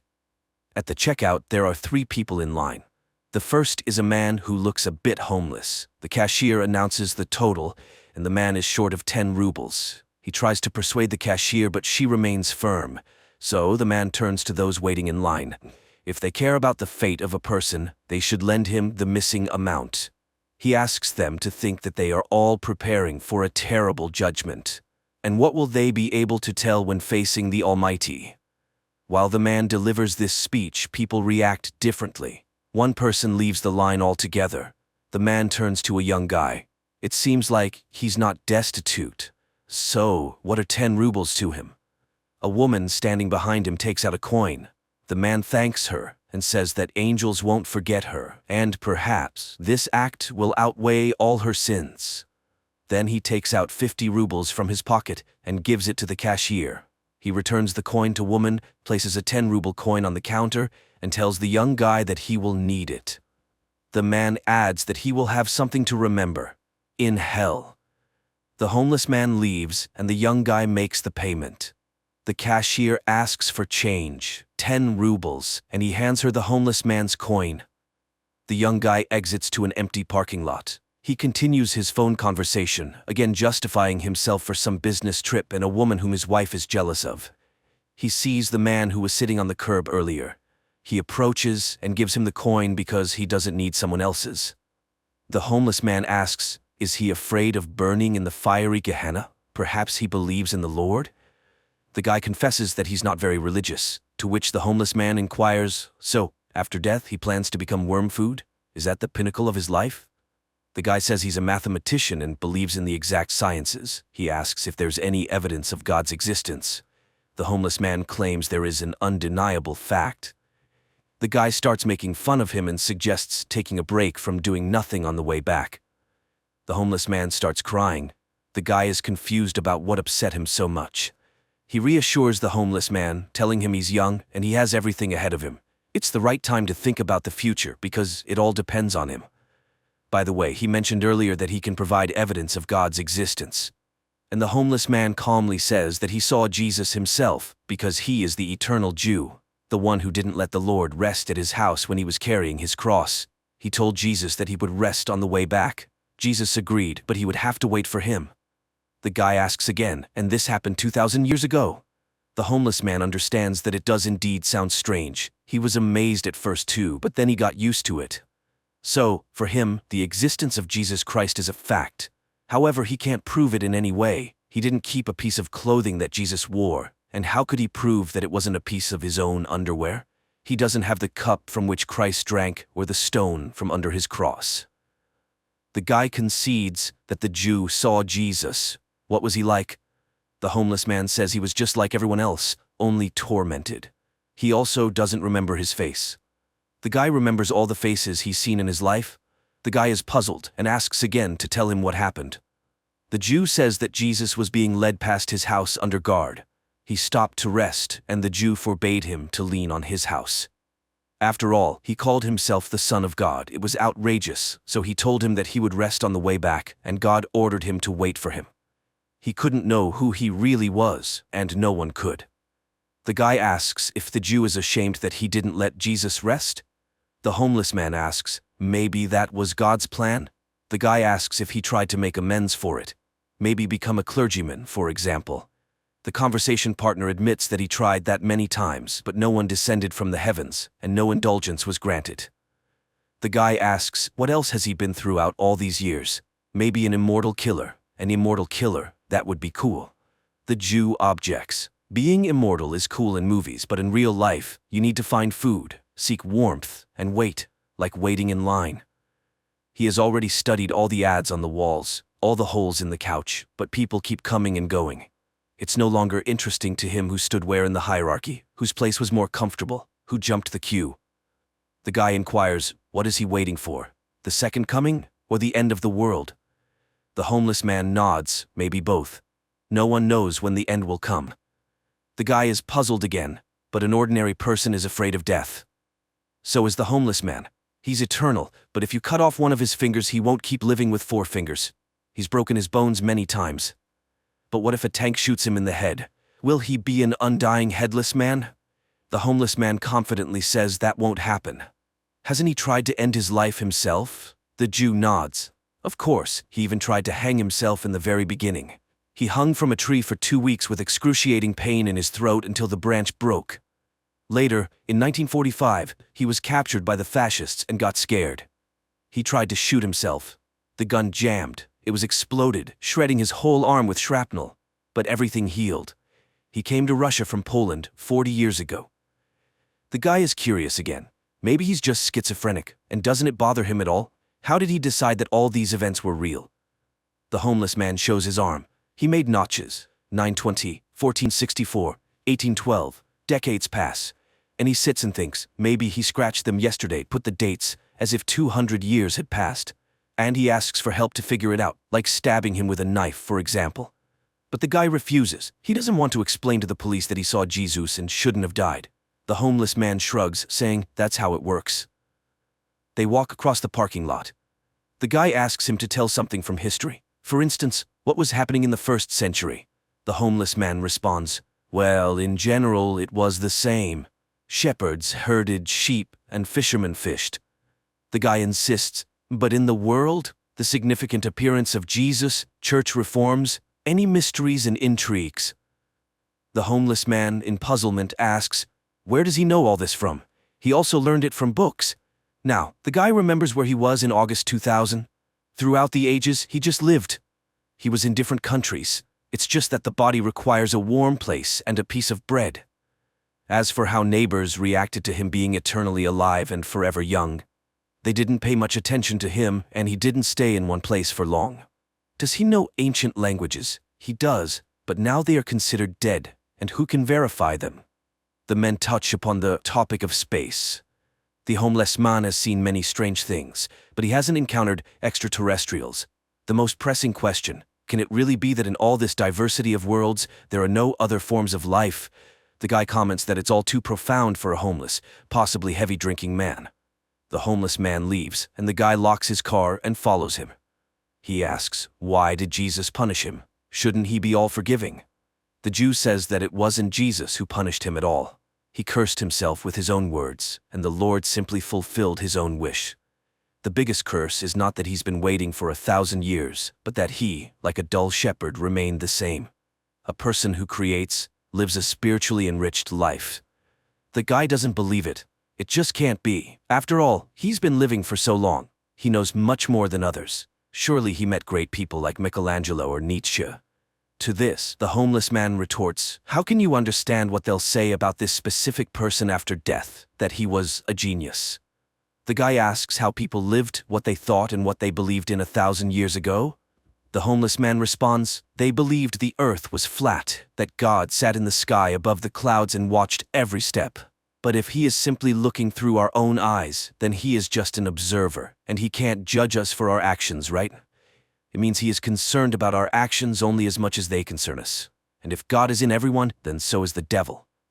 The guy teases him. Those are some profound words for a weird man. The homeless man smiles. In a certain sense, a person always has a choice. And fate exists. The fate of a person is determined by their choice. But at any moment they can stop choosing that fate and start choosing another.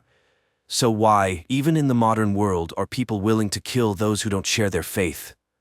You just need to make an effort to keep your opinion about someone else's religion to yourself.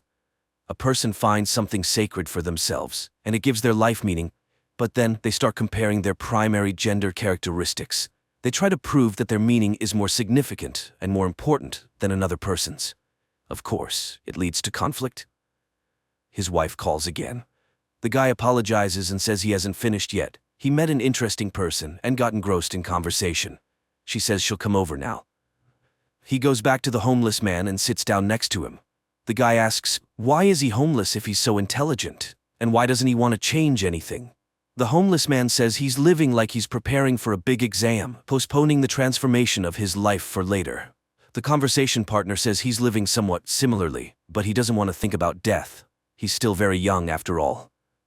The Jew reassures him, you won't even notice how it passes. No matter what a person does, middle age arrives, and then old age. And deep down, every old man feels like a little boy. The guy says he doesn't want to think about old age and death. Probably that's why people invented religion, to make it seem like there's something after death. Then he smiles and says that he's been clearly fooled. His conversation partner hasn't lived for 2,000 years. He doesn't seem crazy, but maybe he has a special organism. Cells divide more frequently, the body constantly regenerates, unique genetics perhaps. Probably they can make medicine from his blood. It can't be that he hasn't done anything remarkable throughout his life. He was in Poland during World War II. Did he hide Jews? The Jew laughs. He is a Jew himself. It was a Polish family that hid him, and then they were discovered and taken as prisoners. That's when he tried to shoot himself. The guy laments, well, yes, times were tough. The homeless man disagrees. Times are always the same. The conversation partner is astonished, but how can that be? Everything has changed in the world. If you trace history from the Middle Ages to the present day, a lot has changed. The Jew says that everything changes if you pay attention to those changes every day, just like a river flows, rages, and is never the same. However, the way that river flowed 100 years ago is the same way it flows today, in the same channel. The guy becomes more animated and asks the homeless man what he thinks about the paradox of faith. Can God create a stone that he can't lift? The homeless man explains, it's a paradox of the mind. If he's a scientific atheist, he'd agree that all information about the surrounding world enters the mind through the senses. The idea of God is in his mind, so the problem is in his mind. God in your mind can't create a stone in your mind that he's about to lift in your own mind. The guy is puzzled, but if he can't lift it, then he's not all-powerful. The homeless man advises him not to overcomplicate things in his mind. The conversation partner sighs. He would like to get some answers. The homeless man says he would like to get some answers too. For example, he wants to know what our purpose is, or what happens after death, or what one needs to accomplish in life. Then he asks the guy what he personally would do if he lived for 1,000 years. Seeing the guy pondering, he concludes, he would simply live and nothing else. On the first day, he'd jump for joy. And then? The guy is puzzled. How can one realize oneself as an immortal person then? After all, if humans are God's creations, why did he create them? There must be some meaning to it, right? The homeless man agrees. There must be, but he doesn't know it. And he doesn't know a single person who has realized themselves. Even those who entered history feel like something is missing. Take Hitler, for example. Even if one imagines that he genuinely believed in the ideas he propagated and wanted to change the course of history, did he realize himself? No. He spent his entire life becoming and embodying the caricature of a villain with a mustache. Did he realize the spark inside him, the one that made people stand up and follow him? He doesn't know if one can realize themselves within the framework of our world. So how can a person get to heaven if there's a devil inside them? The homeless man says that all human emotions are manifestations of fear. The part of a person that lives in that fear experiences eternal torment in hell, but the other part of them is love. Even in the Bible, it's written that God is love. To get to heaven, one must choose God within themselves. The guy asks, "Are you God?" The homeless man laughs. He's unpredictable. Sometimes he calls him a homeless man, and sometimes God. He's a human being, but in him, just like in everyone else, there's a bit of God, a bit of love. But surely God must have had a purpose for him. He can't just have left him to live forever and await the end of the world for no reason. There must be meaning in all of this. And the Jew retells Plato's words. Horses are born and die, but they're just embodiments of the idea of a horse, which lives forever. Likewise, people are born and die, but they're just embodiments of the idea of a human, which lives forever. It will live until the end of humanity. Their meeting has no symbolism. He can consider that he just met the idea of a human, which he's always met, even in the mirror. All of them are embodiments of the idea of a human. Tall, short, sad, happy, lazy, successful, full, gloomy, and open. They all think they are unique, but new ones come to replace them. Year after year, century after century, they were children yesterday, and today they are already old. But even so, new ones come to take their place, running, jumping, munching, and leaving in just the same way. A phone notification rings. A woman walks around his car in the parking lot. The guy introduces the homeless man, saying he's the one who has seen Jesus himself. The woman thinks he's mocking her. She drove across the entire city, and he's here with a vagabond. The guy tries to explain. Then a man with the same face as the homeless man approaches and yells at him. He's been looking for him for over an hour. Bags won't carry themselves. The homeless man leaves with him. The guy is bewildered. They are identical. The woman says he's gone mad and gets into her car, driving away. The guy gets into his car and looks in the mirror. The eyes of Ahasuerus are looking at him.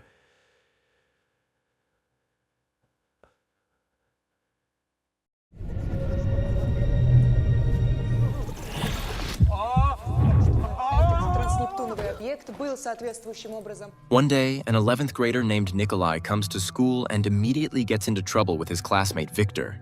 Victor is upset about an unflattering comment about their mutual love interest, Nastya, appearing on the board. Victor drags Kolya to the classroom, but Kolya tells everyone that this is nothing compared to what awaits them in the future. After all, an alien spaceship is already on its way to Earth. However, the pilot made a mistake and arrived in the wrong place, accidentally catching the signal of Kolya's best friend and avid gamer, Fima. Thanks to this mistake, Earth will soon join the Star Federation, which will immediately accelerate progress in all areas of knowledge and medicine. But in 2110, military conflicts will begin with the Cosmic Pirate Alliance, led by Glot, who can travel through time. Humans had a tough time until a special squad led by Kira was sent into battle. She will reach Glot and sacrifice herself to destroy him. Kira will leave behind a daughter, Alice, who will study at the same school as Kolya, but 100 years in the future. However, Alice finds studying completely uninteresting. Some of her classmates of alien origin pay attention to her and offer friendship, but the girl's mind is occupied with entirely different thoughts. On this day, she returns from school, greets the robot Werther, and shows off new bracelets that allow for creating combat simulations. Werther immediately helps her pass a level, fighting 3 space pirates at once.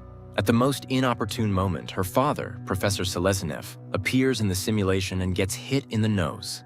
Alice immediately stops the fight and helps the injured. Here, the father notices the bracelet, which turns out to be sent from the military academy named after her mother, where she applied for admission. The man is outraged by her decision, but Alice reminds him that after the battle, her mother's body was never found, so she could very well be somewhere in the past. Alice takes her father to the tree growing in the middle of his biolaboratory. An unmistakable heart silhouette, 100 years old, is visible on the bark. Could this be a message from her mother? Moreover, the robot has already found a similar woman in the past, a physics teacher from Moscow named Margarita. Coincidentally, she turns out to be Kolya's teacher, and in her time, she is rushing to the classroom where the boys are sorting things out. Understanding the situation, the teacher stops the fight. Kolya gets a reprimand and is ordered to erase the nasty comment he wrote on the board. Kolya and Fima go to the classroom, but the permanent marker doesn't come off, and Kolya decides to find a more effective solution in the lab. He breaks the doors, climbs to the top shelf where some vials are stored, and drops a water-filled lens, but it falls to the floor in a kind of slow motion. Kolya tries to find an explanation for this effect. Examining the wall, he finds a hidden safe, from which he takes out a box containing something strange, resembling a small galaxy. Suddenly, this object gets absorbed into Kolya's palm and he starts to convulse, while a voice whispers to him that the Cosmian has reappeared in the system. Terrified, Kolya runs into the corridor, and then outside. But the schoolyard around is completely different. There are many aliens around the school. Eventually, Kolya bumps into Alice, who, without understanding, performs a move and throws the boy to the ground. He sees the girl and is at a loss for words. Then he complains of feeling unwell, causing the girl to laugh. Is his biodata chip not working? Kolya doesn't understand her sarcasm and asks to call an ambulance. Alice then realizes that something is wrong with the boy. Besides, he is dressed very strangely. Kolya shows his pass, a badge, and the girl asks him to look around. Realizing that this is the future, the boy loses consciousness. Meanwhile, in a space prison, a pirate named Jolly, because he is always laughing, escapes from his cell, comes to the cell of the space pirate Glot, and admits that he has been recognized as the captain of the Alliance. But Glot reminds him that without the Cosmian, they won't be able to conquer even the most underdeveloped planet. He can feel its waves and can find it. Jolly agrees to cooperate and frees Glot. Glot uses his mental powers to force the guards to self-destruct, and the pirates escape. Meanwhile, Kolya regains consciousness and is frightened by the robot Werther. Alice confirms that it is the year 2124. She shows him a view of a futuristic city with blooming sakura and white bridges. The temperature is now controlled by humans. Machines are used as needed. The meat they eat is artificial. At this time, Professor Seleznev comes to the laboratory. Learning that the boy somehow traveled from the past, he begins the analysis and finds that Kolya's body contains a cluster of exotic matter with variable gravity, what they call the Cosmian. Kolya explains where and how he found this object. Learning that his physics teacher is named Margarita, Alice immediately understands that this is her mother. After this news, the father shows Alice a letter. In it, the missing wife explains that because of the Cosmian, she ended up in 2014. The problem is that with its help, one can only move exactly 100 years. Kira changed her details and hid securely so that the pirates wouldn't find her. She asks her daughter to look after her father, and she will always be proud of her. Alice runs out of the room in tears. Kolya rushes after her. Alice, sitting under the tree, tells her virtual father everything she thinks about him. Werther leads Kolya to this place and explains that meeting oneself in another time leads to a continuum failure. And then the space pirates appear. Glot captures Kolya with his mental power, but Werther manages to activate the alarm signal. Glot reports that they can't take the Cosmian while the boy is alive, and the pirate Jolly prepares his weapon. But Alice rushes into the fight, using bionic arms. The professor appears, trying to stop the fight. However, Kolya, obeying Glot's mental power, shoots the professor. An energy release occurs, and reality begins to change. Alice, Kolya, and the pirates find themselves in the middle of a highway in 2024. Alice and Kolya run away, and Jolly chases them, jumping on cars. Werther helps the kids, and when the pirate catches up with the pair and stabs Alice with a sword, it turns out to be her hologram. Then the pirate cuts the robot in half. Angry, he complains to Glot, but Glot takes control of a motorcyclist and knocks his partner down. However, Jolly gets up and finds Kolya's pass card on the road. Now he knows which school he attends and plans to do without Glot. Meanwhile, Kolya and Alice ride away from this place by subway. Kolya takes the girl to his home. He explains to his mother that Alice lost her keys and cannot stay outside, and she allows the girl to stay overnight. At night, Kolya admits that he writes texts and performs rap dedicated to Alice. This makes an impression on her. Meanwhile, Jolly tries to get to the school, but taxi drivers take him for a lunatic. So Jolly grabs a smartphone with a mapped route from one of the taxi drivers and heads to the place on foot. and physics teacher Kira sees a news report about the incident on the road and recognizes the pirate Jolly. The next morning, Kolya brings Alice to school, where Nastya mistakes her for his new girlfriend and starts to harass the couple, not letting them pass. Then Kolya sees his physics teacher Kira, catches up with her, and starts telling her what happened. But the woman notices Fima and is puzzled because he should be at Kolya's apartment playing. The conversation is interrupted by the appearance of Jolly, who, seeing Kira, proposes to settle the matter peacefully. But the woman engages in a fight. The pair wreck everything around, and eventually, Kira ends up in the physics classroom, where Alice, Kolya, Fima, Nastya, and her new boyfriend Victor are hiding. They barricade themselves inside, Jolly breaks in, and Alice asks Kolya to take them to the future. But to activate the Cosmian, strong emotions need to be evoked in Kolya. And when the pirate breaks through the wall, Alice kisses Kolya. Temporal vortices start immediately. Taking advantage of the pirate's confusion, Kira cuts off his arm. The whole team is transported to the future. However, it is not at all a wonderful place. The school is destroyed and battle robots are flying outside. Kira hits one of them with a sword and its outer mask falls off, revealing the robot assistant Werther underneath. He explains why the world has changed. It turns out that in the original story, Fima, on the day of Kolya's first transfer to the future, went to his apartment to play in a gaming tournament and accidentally received the signal from the lost alien courier, which led Earth to join the Star Federation. But in the new reality, Glot, who ended up in the past, directed Fima to school instead of the tournament and took the signal himself. Earth turned into a Pirate Alliance outpost, enslaving humanity and forcing them to work for a bowl of soup. Werther leads the team to Jolly, who has hardly aged over 100 years. It turns out that he was the one who saved Werther, disguising him as a pirate bot. Kira doesn't believe the pirate, but he convinces the team that he is now on their side. And all these years, he has been craving revenge on Glot for betraying him, although by the oath, he cannot harm him personally. If they destroy Glot, everything will return to normal. 100 years ago, Fima received the signal, so they need to go to Kolya's apartment and stop Glot in the past. Kira, Kostya, and Jolly head to Kolya's apartment to thwart Glot's plan. Meanwhile, Fima suddenly wonders why Glot didn't track their move. The friends conclude that it is a trap, and indeed, they fall into a pirate ambush. Their friends rush to their rescue, and Victor destroys the attackers with a bomb found on Jolly. But it also collapses a huge building on the street. Frightened Kolya tries to save his friends and moves them to the past, to their time. But he returns to the future, where a fierce battle with the surviving pirates is underway. Jolly locks Kira in a room, taking the blows on himself and receiving a fatal wound. Glot appears, happy to announce that he is now free from the oath. He waits for his former comrade to die. In the past, Kolya's friends run to his apartment where they find Glot. In the future, Kolya, Kira, and Alice also arrive at Kolya's apartment. He tries to move to the future, causing the realities to fluctuate, merging and diverging. In the past, friends beat each other on Glot's orders. And in the future, also under Glot's influence, Alice starts to strangle Kolya. She tries to resist Glot's mental command, but she can't. Kolya dies. Glot of the future receives the Cosmian.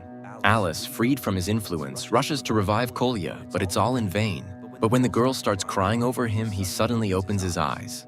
At this time, Glot absorbs the Cosmian. Alice tells him that her mother is still alive and she can defeat him again. But he reminds her that 100 years ago, in this apartment, he killed Kira and Kolya's friends.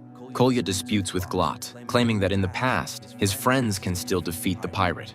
Angered, Glot offers him to see it for himself and moves them to 100 years ago in the past. But when Glot, Alice, and Kolya arrive in 2024, the future Glot meets the past Glot, causing a continuum failure, making Glot multiply first and then disappear. This was Kolya's plan. The unclaimed Cosmian begins to work on its own until Kolya reaches for it. However, the resulting anomaly throws Alice and Kira into 2124. Kolya ends up in an intertemporal space, from where he is thrown into his 2024. He wakes up in a hospital, where the jubilant Fima reports that he managed to receive the signal from the alien courier, and this restored history to its original course. Kolya realizes that the Cosmian inside him is gone, and now he can no longer travel through time, and he will never see Alice again. Meanwhile, Alice and Kira find themselves at their home and see their husband and father alive and well. It turns out Kolya wrote him a warning letter that was delivered 100 years later, and he managed to substitute his hologram under the pirate's shot. Later, Kolya and his friends plant a tree as a symbol of caring for the future. Kolya draws a heart on the tree, and Alice receives this message in the future, understanding that the boy remembers her. This is where the movie ends.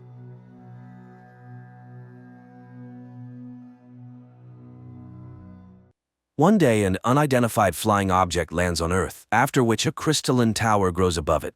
However, all attempts to make contact prove futile. Sometime later, astronaut Nico receives an offer to lead a mission on the spaceship Salvare to the presumed homeland of the object in the constellation Canis Major. A month into the journey, Nico wakes up on the spaceship, although they are still far from their destination. The spaceship's artificial intelligence, William, informs her that Earth's scientists miscalculated the system's coordinates, and now it will take about 7 more months to reach the aliens' planet.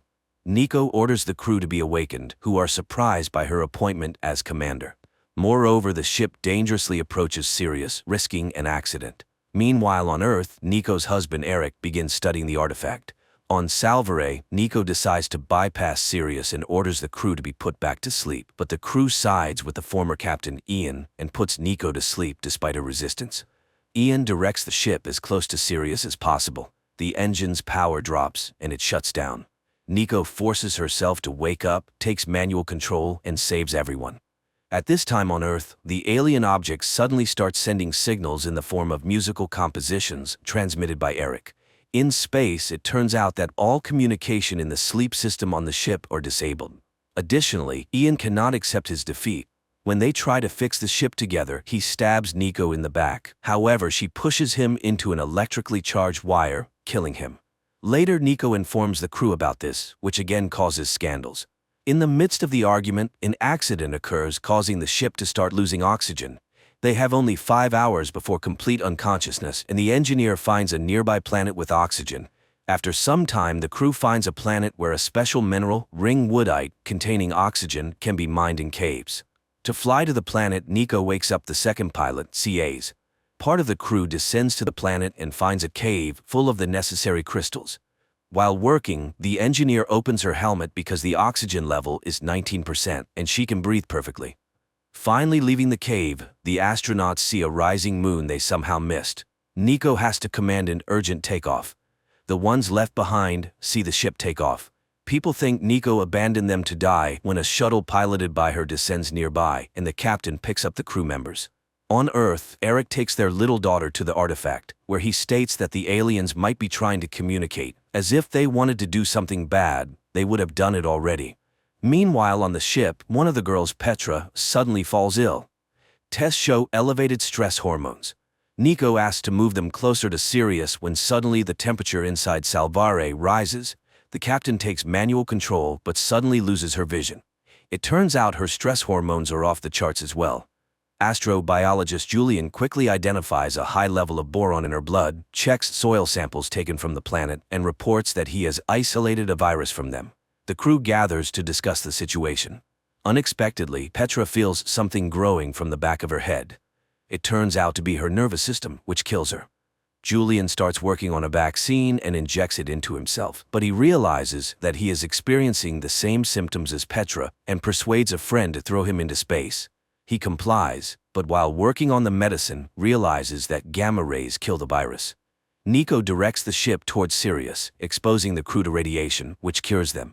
Later, Nico wakes up to loud banging and sees an injured engineer, suspecting that someone on board is hunting them. It turns out that AI William is offline for some reason. Nico and CAs carry the engineer to the infirmary when they are attacked by an alien. The crew searches the ship and tries to eject the dangerous alien into space, but it tears people apart until Nico lures it into an airlock and kills it. All this turns out to be just a bad dream. However, waking Nico up doesn't work until William finds a way to enter her dream.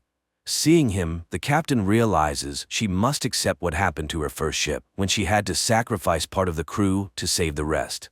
Nico finally says goodbye to her fallen friends to move forward. She suddenly wakes up. She is informed that they have encountered a moon along the way where fresh supplies can be obtained. Moreover, William has detected the same signal as on Earth.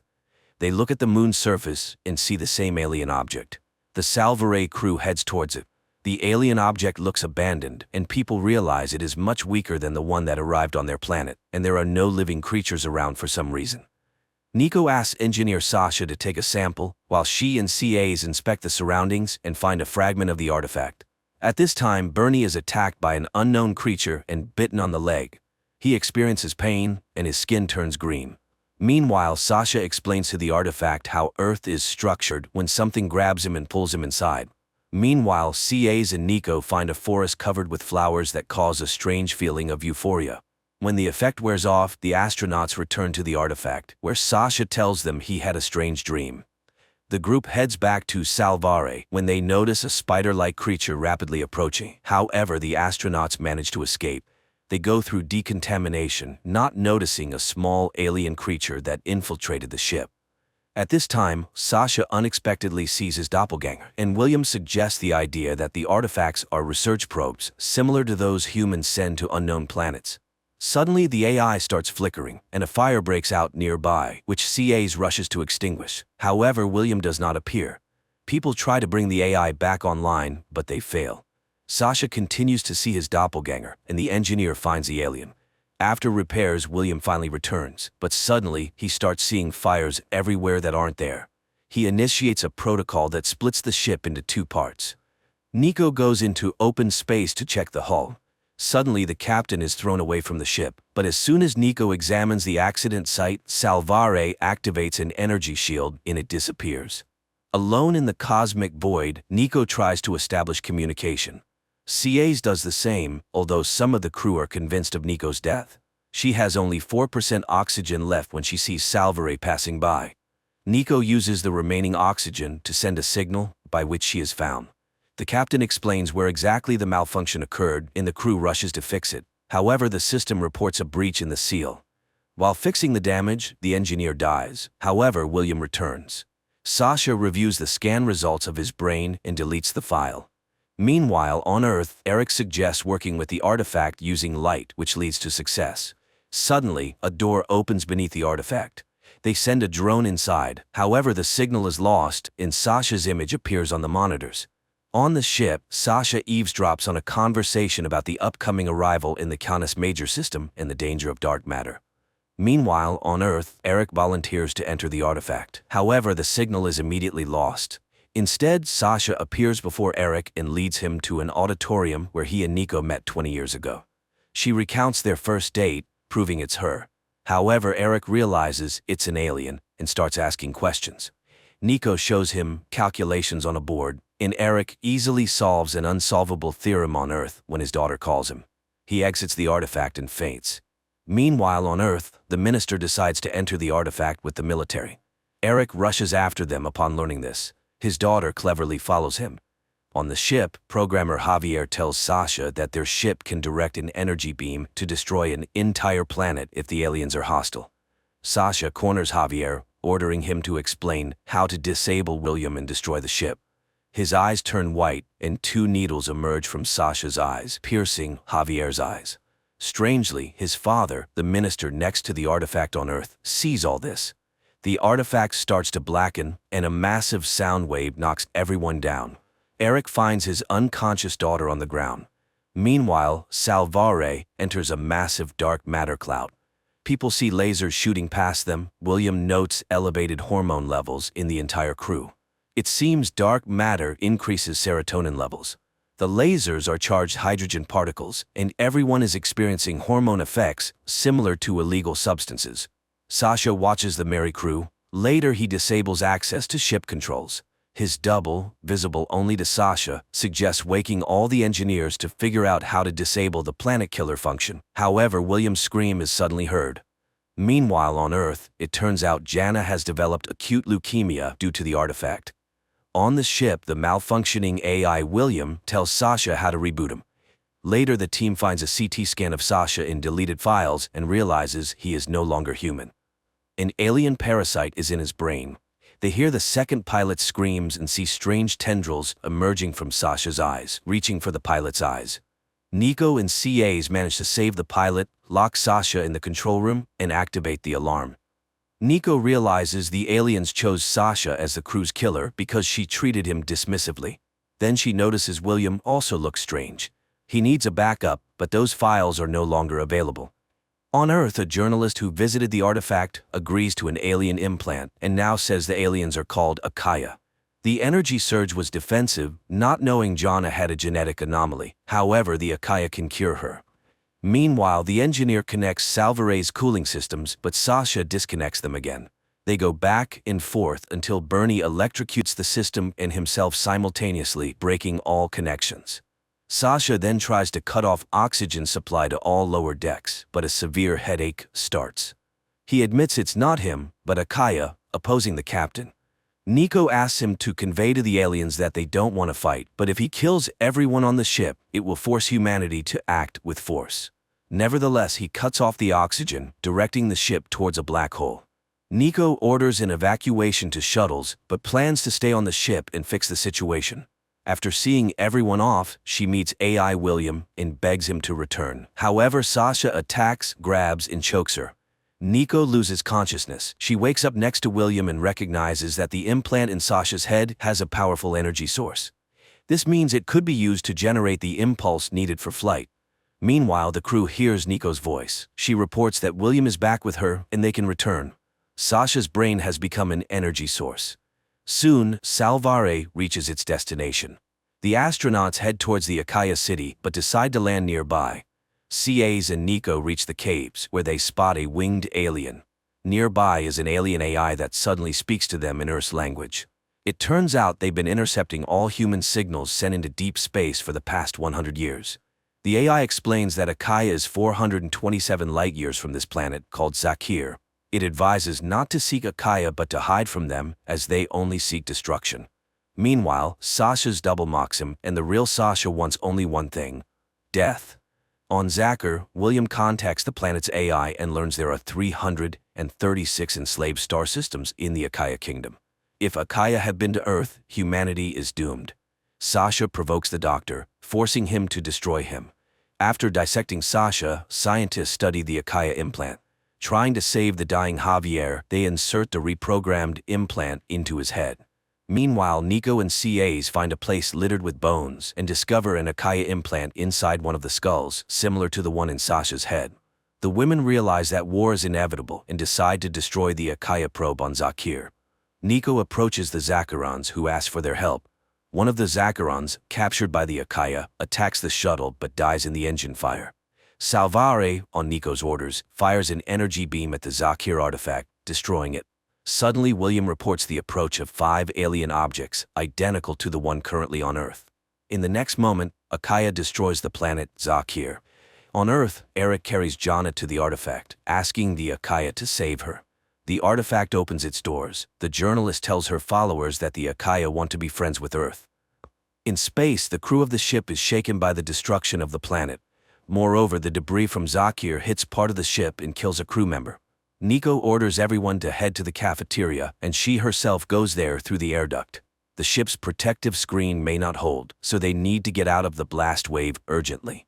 Meanwhile, William has to confess that based on Sasha's alien implant, he created another AI, half human and half Akaya.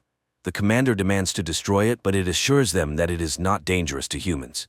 Nico has to wake up programmer Richard, who suddenly wonders why Nico was given such an incompetent team for such an important mission. He talks to the AI, and it chooses the name Yara and changes its appearance.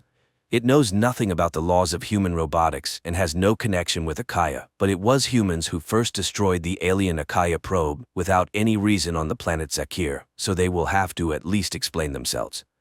Meanwhile, on Earth, Eric carries Jonna to the Akaya probe, where a hospital bed is immediately provided for the girl. In space, Nico can't believe in Akaya's peaceful intentions and orders the Salvare to leave immediately. However, holes appear in the ship's hull. 2 engineers go into space to repair the ship, but suddenly Akaya ships appear near the Salvare and open fire. The engineers die, and Nico wonders why didn't they finish them off. Yara contacts Akaya, who declare that they want negotiations with Nico. On Earth, the Akaya probe closes its doors, leaving Eric outside. Meanwhile, on the Salvare, Nico asks CAs to try to return to Earth because she has already started a war. Sometime later, Nico heads to the Akaya ship on her shuttle, losing contact with the Salvare. Soon, Nico sees a wonderful light ahead and enters it. Many glowing beings swirl around her until the woman suddenly finds herself near her daughter's bed. Jana wakes up and calls her, but Nico doesn't believe in the reality of what's happening. The girl talks about her illness, and the mother gives a ring. Jana runs outside where Eric meets her. Nico also runs after and suddenly finds herself in front of her mother. Nico suddenly realizes that her mother's image was borrowed by the aliens. Akaya confirmed this and asked Nico to inform Earth about their peaceful intentions. However, Nico is sure they have different understandings of good. She accuses Akaya of destroying an entire planet, but the alien reminds her that the Zakirians were killed because of Nico's actions, bombing the probe. At that moment, Yara appears next to them. Akaya accuses the AI of serving humans, grabs Yara by the throat, and pushes her back onto the Salvare, where she tells the crew what she saw. Meanwhile, Nico argues with Akaya, proving she is ready for negotiations. The simulation changes, and Nico finds herself at her daughter Jana's funeral. Eric accuses her of abandoning the family, to which Nico responds that between family and humanity, she would choose the latter. Outside the simulation, Nico sits with her eyes closed while a small spider-like robot climbs over her body. In the simulation, Eric suddenly attacks her, and Nico has to fight. She wakes up and finds herself crushing the robot. At this time, CAs finds her and takes her to the shuttle. On Earth, Jana gives her father's wedding ring to Eric. On the Salvare, they notice the appearance of Akaya's ships, so Richard orders to prepare for light speed and asks Yara for help, promising to disable her control. Meanwhile, Nico and CAs see the ship taking off, leaving the women on the enemy's vessel. Akaya immediately sedates CAs, who finds herself in a simulation with her long-dead brother. Nico realizes that Akaya is chasing the Salvare. On the ship, William detects a gravitational wave behind them, which Richard interprets as the Akaya ship. However, he hopes that CAs and Nico are still alive and arranges a meeting with Yara in the cryo chamber, where he goes to wake up Engineer Dylan, who has combat experience. Meanwhile, CAs tries to determine if her encounter with her brother is real. Suddenly, she hears Nico's voice trying to reach her mind. Then Akaya transports CAs to her friend's wedding, but CAs demands to be released and to take the probe from Earth. Akaya insists they are trying to save her planet from humanity's problems and crimes. Nico, realizing that all chances for peaceful negotiations are lost, launches the shuttle and initiates its explosion so that the Salvare can reach Earth. However, the shuttle stops and Akaya attacks Nico. Nico tries to hit her, but the alien throws her away and announces Cass's readiness to obey. However, she begins to fall apart when the Akaya ship suffers serious damage. The Salvare crew tries to understand what's happening, and Dylan identifies the impact of an energy burst from a neutron star. William detects the damaged Akaya ship that has stopped nearby. Apparently, neutron stars affect them differently, but the main thing is that he doesn't detect any signs of life on the enemy ship. Meanwhile, Cass's simulation turns into a tragedy. She sees her dead friends. Anthony still tries to get her consent to cooperate, but unexpectedly dies. It turns out it was Nico who ripped off the Akaya implant from her friend, thereby ending the simulation. On Earth, Eric discusses the situation with the ring with his colleague because he is sure it was on his wife's hand on the day of departure. The man goes outside, where he is kidnapped by a masked stranger. He wakes up in a basement where the kidnapper warns him that Akaya is not Earth's friends. Meanwhile, Nico and CAs head to the shuttle and see the Salvare nearby, which is experiencing another energy burst from the neutron star. Unlike Akaya technology, it remains almost unscathed. Richard realizes they could create neutron weapons against Akaya and orders to prepare for return to Earth without considering Nico and CAs. Nico contacts the Salvare using a helmet, which William hears. The women prepare to return to the Salvare when Akaya addresses them.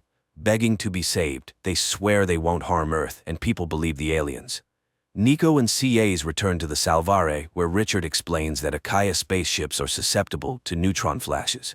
Dylan proposes to tow the Akaya ship beyond the reach of the neutron star, and Nico approves.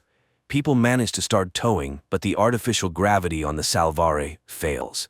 Nico has to make a tough decision and leave the alien ship to be destroyed.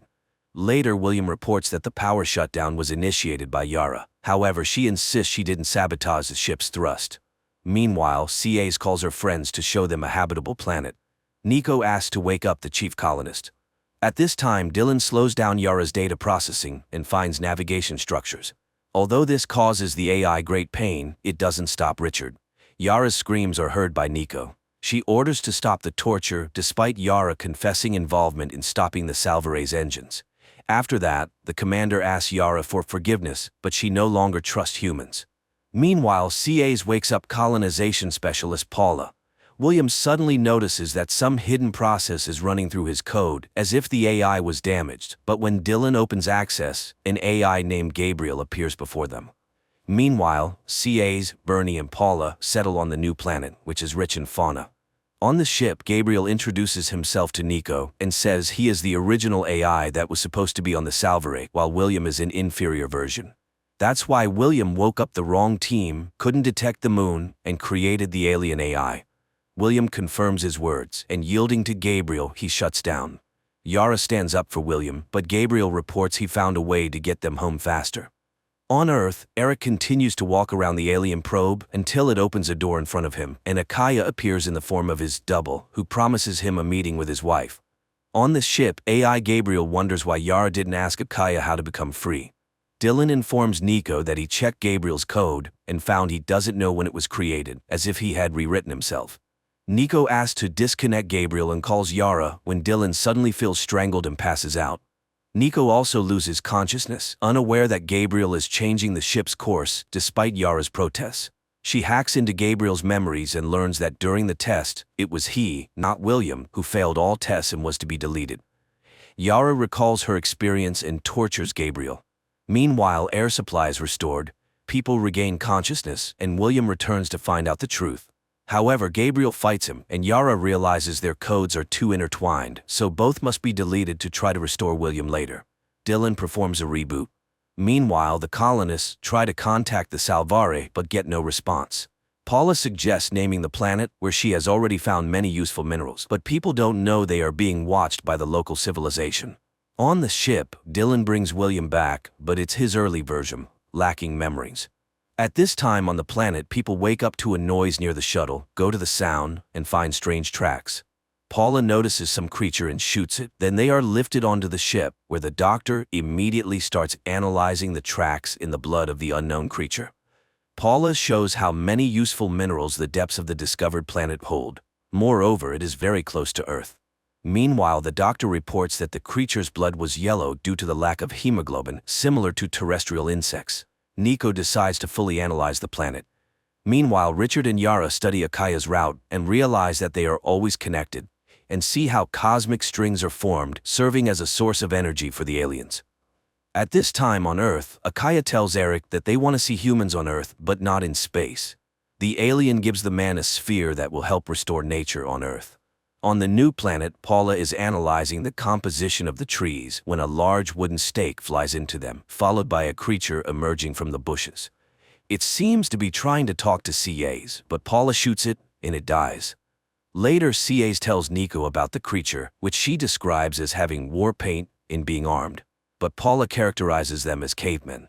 However, Nico reminds them that according to the rules, they cannot colonize a planet with an existing civilization, but Paula refuses to leave the paradise place. Meanwhile, Yara explains to the commander how Akaya's cosmic strings work and suggests doing the same. Dylan starts testing and stabilizes the wormhole. It soon shuts down, but people manage to get data from Earth. On the same day, CA's discovers that Paula launched colonial capsules on the new planet without permission. She points a gun at her. Nico is just watching the messages received from Earth and realizes that her meeting with her daughter was real. Apparently, Akaya can send not only information but also matter through wormholes. At this time, CA's and Paula fight because the colonist doesn't want to return to Earth. Nico releases her team and informs the crew that they are preparing to return home in a new way. The Salvare begins its journey through the wormhole. They can already see Jupiter, but the wormhole dissipates earlier than expected. Nico orders everyone to move to the lower deck and takes manual control, splitting the ship into two parts. At this time, Yara confesses to Richard that she could never forgive him, therefore she blocks his path to Earth. Nico says goodbye to CA's and asks her to tell what they have learned about Akaya and to protect Earth. Then she initiates manual control, which separates the lower part of the ship. She watches as the Salvare goes through the wormhole and smiles, but then Richard approaches her and tells her about Yara's actions. The commander isn't angry because she has a plan. Meanwhile, Eric and his team test the sphere given by Akaya. They lower it into a polluted lake in the middle of a wasteland. There is an explosion, and the desert is covered by an ancient forest, with the soil beneath it pristine. The excitement is interrupted by a report of instability in the Jupiter area. People realize that a wormhole has formed there and something is moving through it. It's the Salvare entering the solar system, but CAs forbids contacting Earth for now, where Eric is just making a report that they witnessed the creation of an entire ecosystem, proving Akaya's good intentions. On the Salvare, they watch the broadcast and develop a plan to hide the data on using neutron radiation as a weapon against Akaya. CAs learns about Yara's actions. The AI behaves strangely, and CAs ask Dylan to heal her because she is the only chance to reopen the wormhole and save Nico and Richard. She then starts a broadcast, introducing herself as the commander of the Salvare and announces that Nico sacrificed herself to save others. Eric calculates that Nico has more than 2 weeks of oxygen left and can still be saved. He and his colleague Seth go to the Akaya probe and ask for help, but it remains silent. Suddenly, a door opens in front of Seth and the man steps inside. Meanwhile, on the ship, they seek a solution to the problem with Yara, as the Akaya code can read the data about the neutron weapon. On Earth, Seth returns from the Akaya probe and reveals that he has accepted an Akaya implant into his brain. Meanwhile, Dylan finishes uploading Yara's matrix to the shuttle's mainframe, announcing that she is ready for departure. She thanks William for her creation and leaves, thinking she is returning to space. CAs warns the crew that they must keep the information about Akaya's vulnerability to themselves until they understand how to use it. On this day, the Salvare returns to Earth.